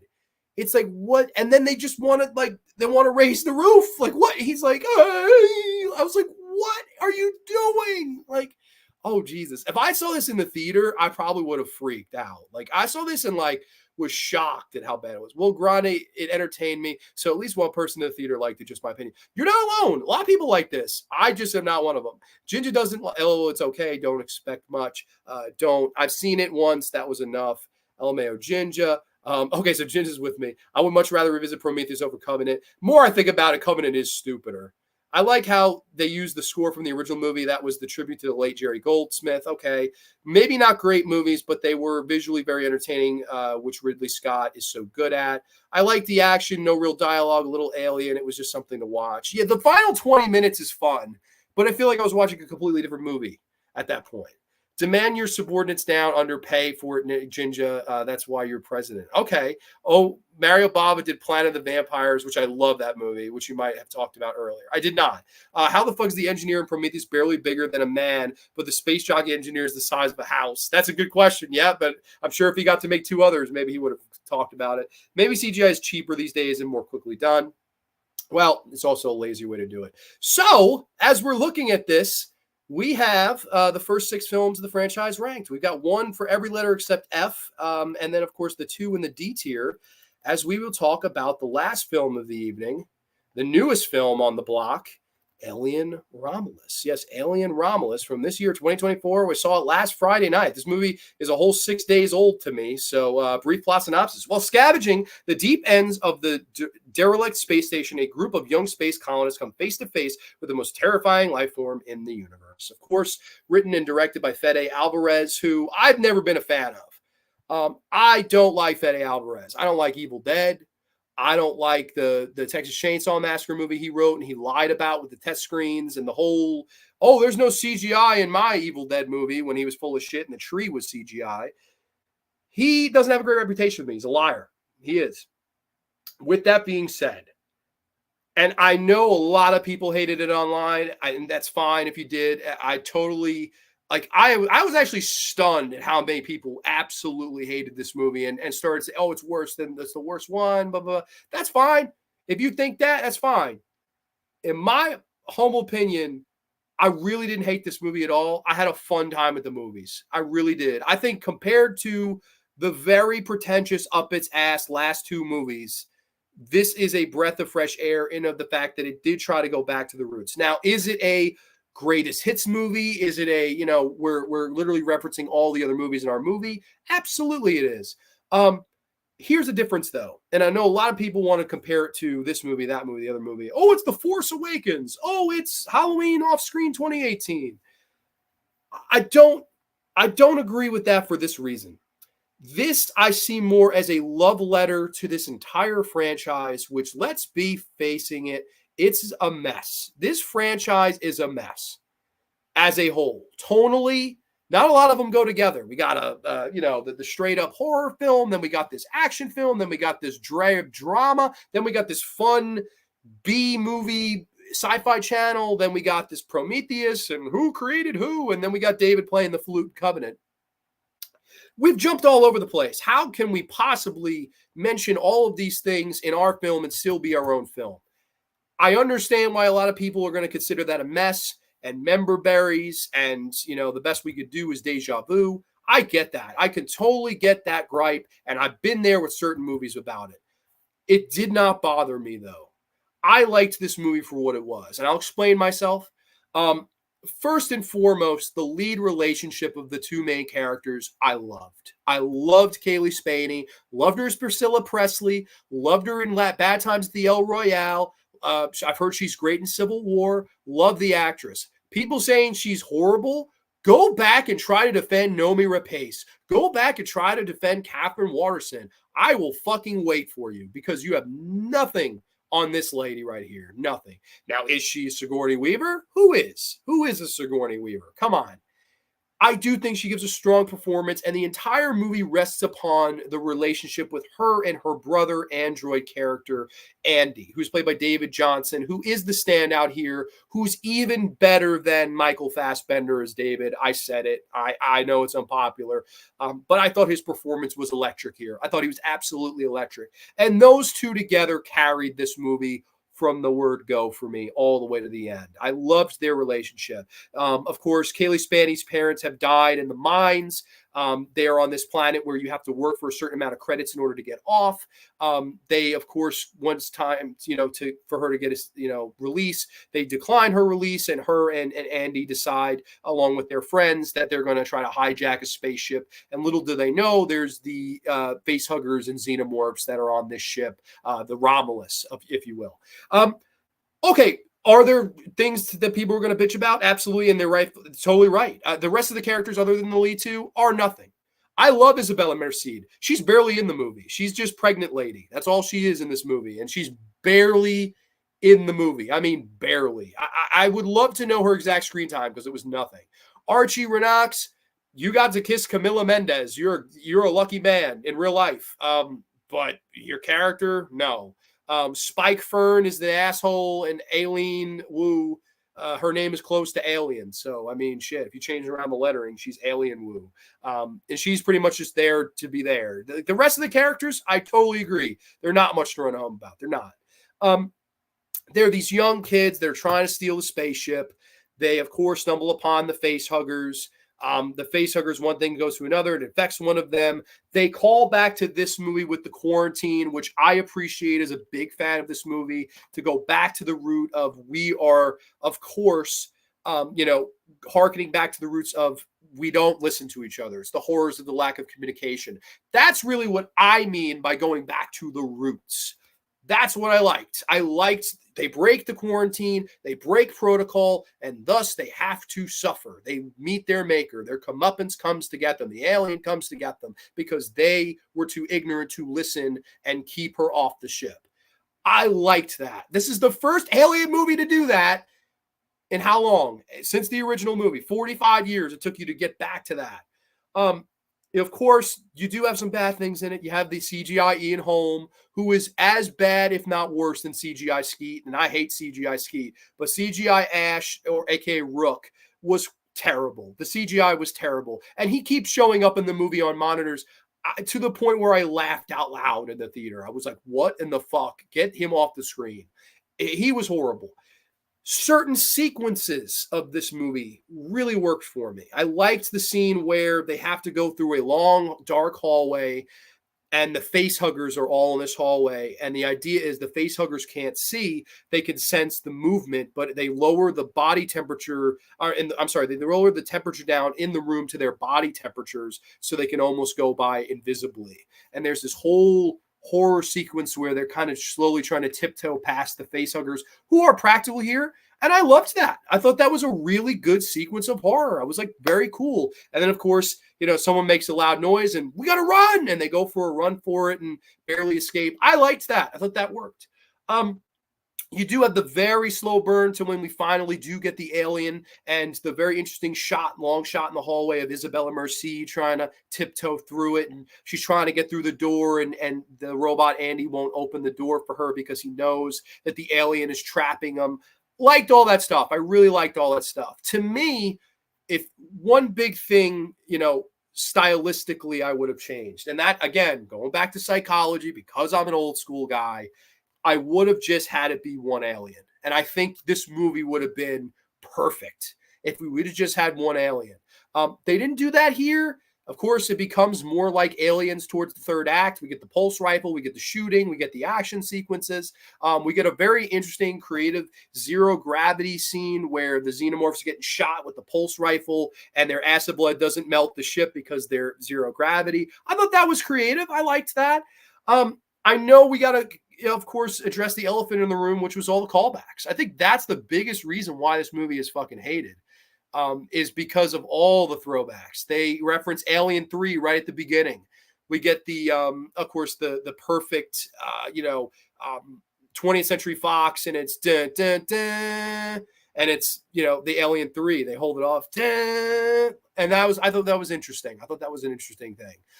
You also have the close-up shot instead of Sigourney Weaver and the alien at the end. You have, of course, that's the callback to Alien 3, which I thought that okay, fine. You have a lot of callbacks here, a lot of those, so that's totally fine. It didn't bother me like it did most people, but I understand why it bothered people. It definitely did. They go a little overboard with it? Absolutely. But I think most importantly is I had a fun time at the movies. Me and my friend Terry, we had a good time. We drank some Mountain Dews, laughed like little kids. We saw it in 4DX.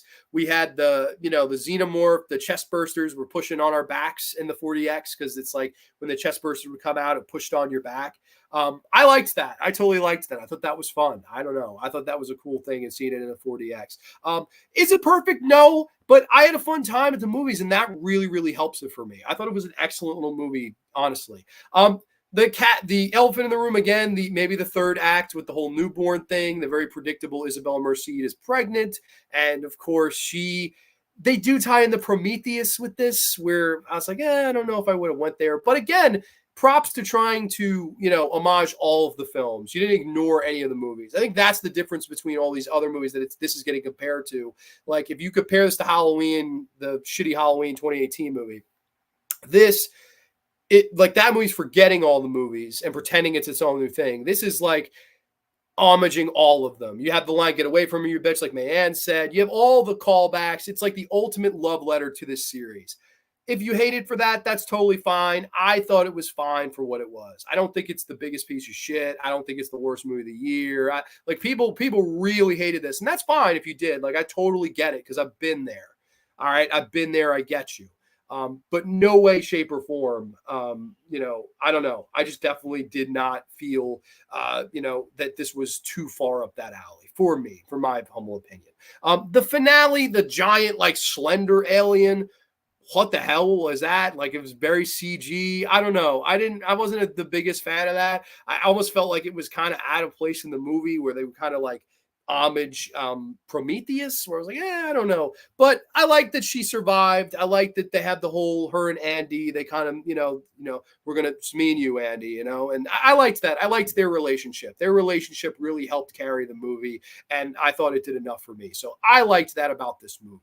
But let's see what y'all have to say in the chat. I'm very curious. Let's go back to see where were we? Oh Jesus. I don't know. I don't know where we go. I think we were here. I was looking forward to this review grande because I kind of want to see it. I think you would like it. Granted, it's been a very polarizing movie. Some have loved it, some have hated it. Agent Legrand.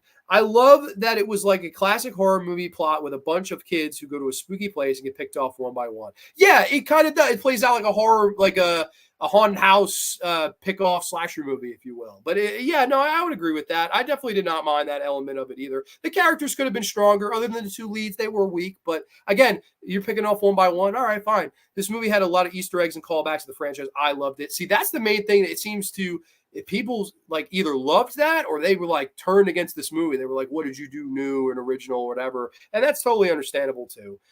The way with CGI, they seem to bring back so many late actors in movies because Ghostbusters Afterlife, Harold Ramis. Yeah, and this was bad, Fred. I mean, the CGI Ian Holm is the worst thing in it. It's such a bad, oh my God. It looks like the CGI is drifting off of his face at times. Gotta love Easter eggs. If you love Easter eggs, you'll love this movie. That's really a lot of what it is. And it didn't bother me. A lot of people were up in arms. Oh my God, this is the fucking Antichrist. I'm like, dude, come on. You You think this is the bottom of the barrel? You haven't seen a bad, like, just watch Return to Sleepaway Camp and tell me this is worse. Watch fucking Nightmare on Elm Street remake and tell me this is worse. This is, oh my God, no way. The movie was the first to include an African-American android because most of them were white Caucasian. That's right. The CGI was a bit iffy at times, but how else can you bring a character back? That's true. Nomi Rapace was good in The Girl with Dragon 2, which I think is better than the original foreign film, which is usually not the case for me. That's probably due to Fincher. Oh, that's funny. That's a Fincher tie. I'm gonna go like 7.5, 8, somewhere in that ballpark. I think if you watch this movie as a fun time at the movies, it delivers. I definitely think it delivered that. There are people that are going to tell you it's the worst movie of the year. I think that's overhate. I do. I think this movie's gotten some unnecessary hate. It has. I really do, in my opinion. It's fine if you do hate it. Like compared to the 2 movies before this, and to The Covenant. Jesus Christ, this is better than that. I mean, it's not even close. Also, with CGI, they brought back the lot. Yeah, that's right. Donald Pleasance on a water pill. It visually. It looks like a Hulu movie. It looks like a direct-to-Hulu movie, which is what I guess it was supposed to be originally. So visually, it was fine. The sets were fine. Definitely not as breathtakingly visual as the Ridley Scott ones, I would say. One thing Fetty did, and you have to give him credit for, is he brought back the horror in this movie. He did. And I think for the first half, maybe 2/3 of it, it's more of a horror movie. And then the finale becomes more like Aliens and Resurrection and Prometheus even. So, that's fine. Brittany, they looked amazing. I'm glad if they brought back horror, I'm here for it. Yes, for most of the first 2/3, it's horror. Remember the Lance Henriksen, animatronic in Alien 3? That looks absolutely amazing even for today. If only they'd done the same here with a different actor. That's totally a fair point. Oh, yeah, I got scared a few times. Okay, awesome. We got Jana Cannells. Oh, look, another toxic fan. Me? You mean me? I'm a toxic fan? What makes me a toxic fan? Or are you talking to someone in the chat? Leaving Grande, I'll catch the replay. Oh, no. Did I say something toxic? What the heck happened? Get away from her, you bitch. Don't you feel like a sucker being emotionally committed to this corporate trash? Whoa. Okay, Jana Canals. This is a friendly stream, my friend. You could be a little bit nicer than that. If you didn't like this movie, that's fine. You can tell us why, but that's a little bit, I don't know. That's a little bit too far. We got Mystic Mac in the house. What's up, Mac? Hope all is well with you, buddy. Is the alien in NG Romulus the same as okay, so there's a scene where they pretty much they show the alien from Alien 1 that it basically, as it was floating through space, must have found this spaceship and cleaned house in this other spaceship, which I was like, I mean, cool that the alien kills some more people, but it's kind of like, I mean, the alien should have been dead by that point. No, like it's thrown in there. It's kind of just like a line. I don't know. And you see the original alien, so whatever. But it's not like the antagonist. It just shows up. I still think Resurrection is a great addition to the franchise. Ginger Ninja, I'm with you, buddy. That got an A in my book. To me, this movie was a love letter to the franchise. It has the essence of Ridley and the horror Fetty knows how to bring, plus love the score. I'm going to watch it, Grande. Glad you had fun at the movies with it. Yeah, I had a good time. I like being a fan. Yeah, I don't think there's anything wrong with being a fan. So, that's fine. You can call me toxic all you want. I hope, Jana, not talking to Grande, we don't play that. Yeah, it is what it is if you are. It is what it is. But if I'm ranking this one, I'm either going to go B+ or like maybe A-. Oh, geez, I don't know. I think A- right now. I had fun with it. I really like the acting from the lead too. I thought the sequences of horror worked. I liked dialing it back to the horror sequences. For the most part, it worked. The practical gore was good. Practical xenomorphs worked. Practical facehuggers worked. I liked it. So overall, finally, the series reviewed and retrospected here. At number 1, S tier is the original Alien. Then probably Alien Resurrection, just for how fun it is and stupid and popcorny. Then I would say Romulus. Then I'm going to go Aliens. Then Alien 3. Then Prometheus, then Covenant. But it's close. They both suck. You flip a coin on those last two. They're both not good movies at all. So it is what it is. Sorry for the long stream. This is one of the longest graveyards of the year, over 2.5 hours. LMAO, only on the graveyard. Man, thank you so much. I appreciate that. I was hoping it was a Toxic Avenger request. Well, we could always talk about that. Only, yeah. Don't worry, Grande. You're never going to please everyone. Haters are everywhere. You're definitely not toxic. Well, Miss C, you have that wrench. So if that lady ever comes back and is mean again, you have my permission to ban that lady. So whatever. I still say the title sounds like the villain, the Romulan, who were one of the villains in the Star Trek series. Oh, okay, fair enough. We love you, Grande, period. Well, I love you guys too. Thank you so much. Next week, brief, I guess promotion for next week. Next week, we're going retro. We're going to neo slashers and horror of the 90s. This will be one of the movies we'll be talking about, which you thought the Alien Covenant rant was good. Wait till you get this movie, Soul Survivors. Yes, so we'll be back next week with this. I Know What You Did Last Summer and The Faculty. Reviews for those three. We're going full on 90s night. I've got my Jiffy Pop ready. I got my horror VHSs. It's going to be a lot of fun. Kicking it old school and kicking it back to the 1990s only on the graveyard. So everybody, thank you so much. Sorry for the long show. You got that, Grande. Thank you so much. Face orange TV shape. Awesome. KOJ, you was here from the beginning. Thank you. Ooh, Eliza. Oh, I love me some Eliza Dushku. Unfortunately, though, this movie is really, really bad. So we will see. OMG, bring on The Faculty. Next week, my friend. Next week, 90s neo horror. Thanks. I thought I was only to use that when Sexbox entered the chat. That's fine. That's totally fine. But that person just seemed really mean. I don't know. Maybe I'm wrong. If I'm wrong, I don't mean to judge it. Or, if you want to give your opinion or whatever, totally do. She can. It's no problem. It just, I don't know. Keep it friendly if you can. Good ranking, Grande. John, not bad for a human. Tom, thank you so much. If you want to comment your rankings after the video, I would love to see your whole list of franchises. You have an awesome taste of horror. Mernsy Movie Mansion, you and Man Grande. Mernsy, thank you so much. I know this is your franchise. You can leave your Alien rankings down below. Thank you so much for a great stream tonight. I'll get out of here. I won't keep any longer. Thank you so much for a wonderful night on Grande's Graveyard.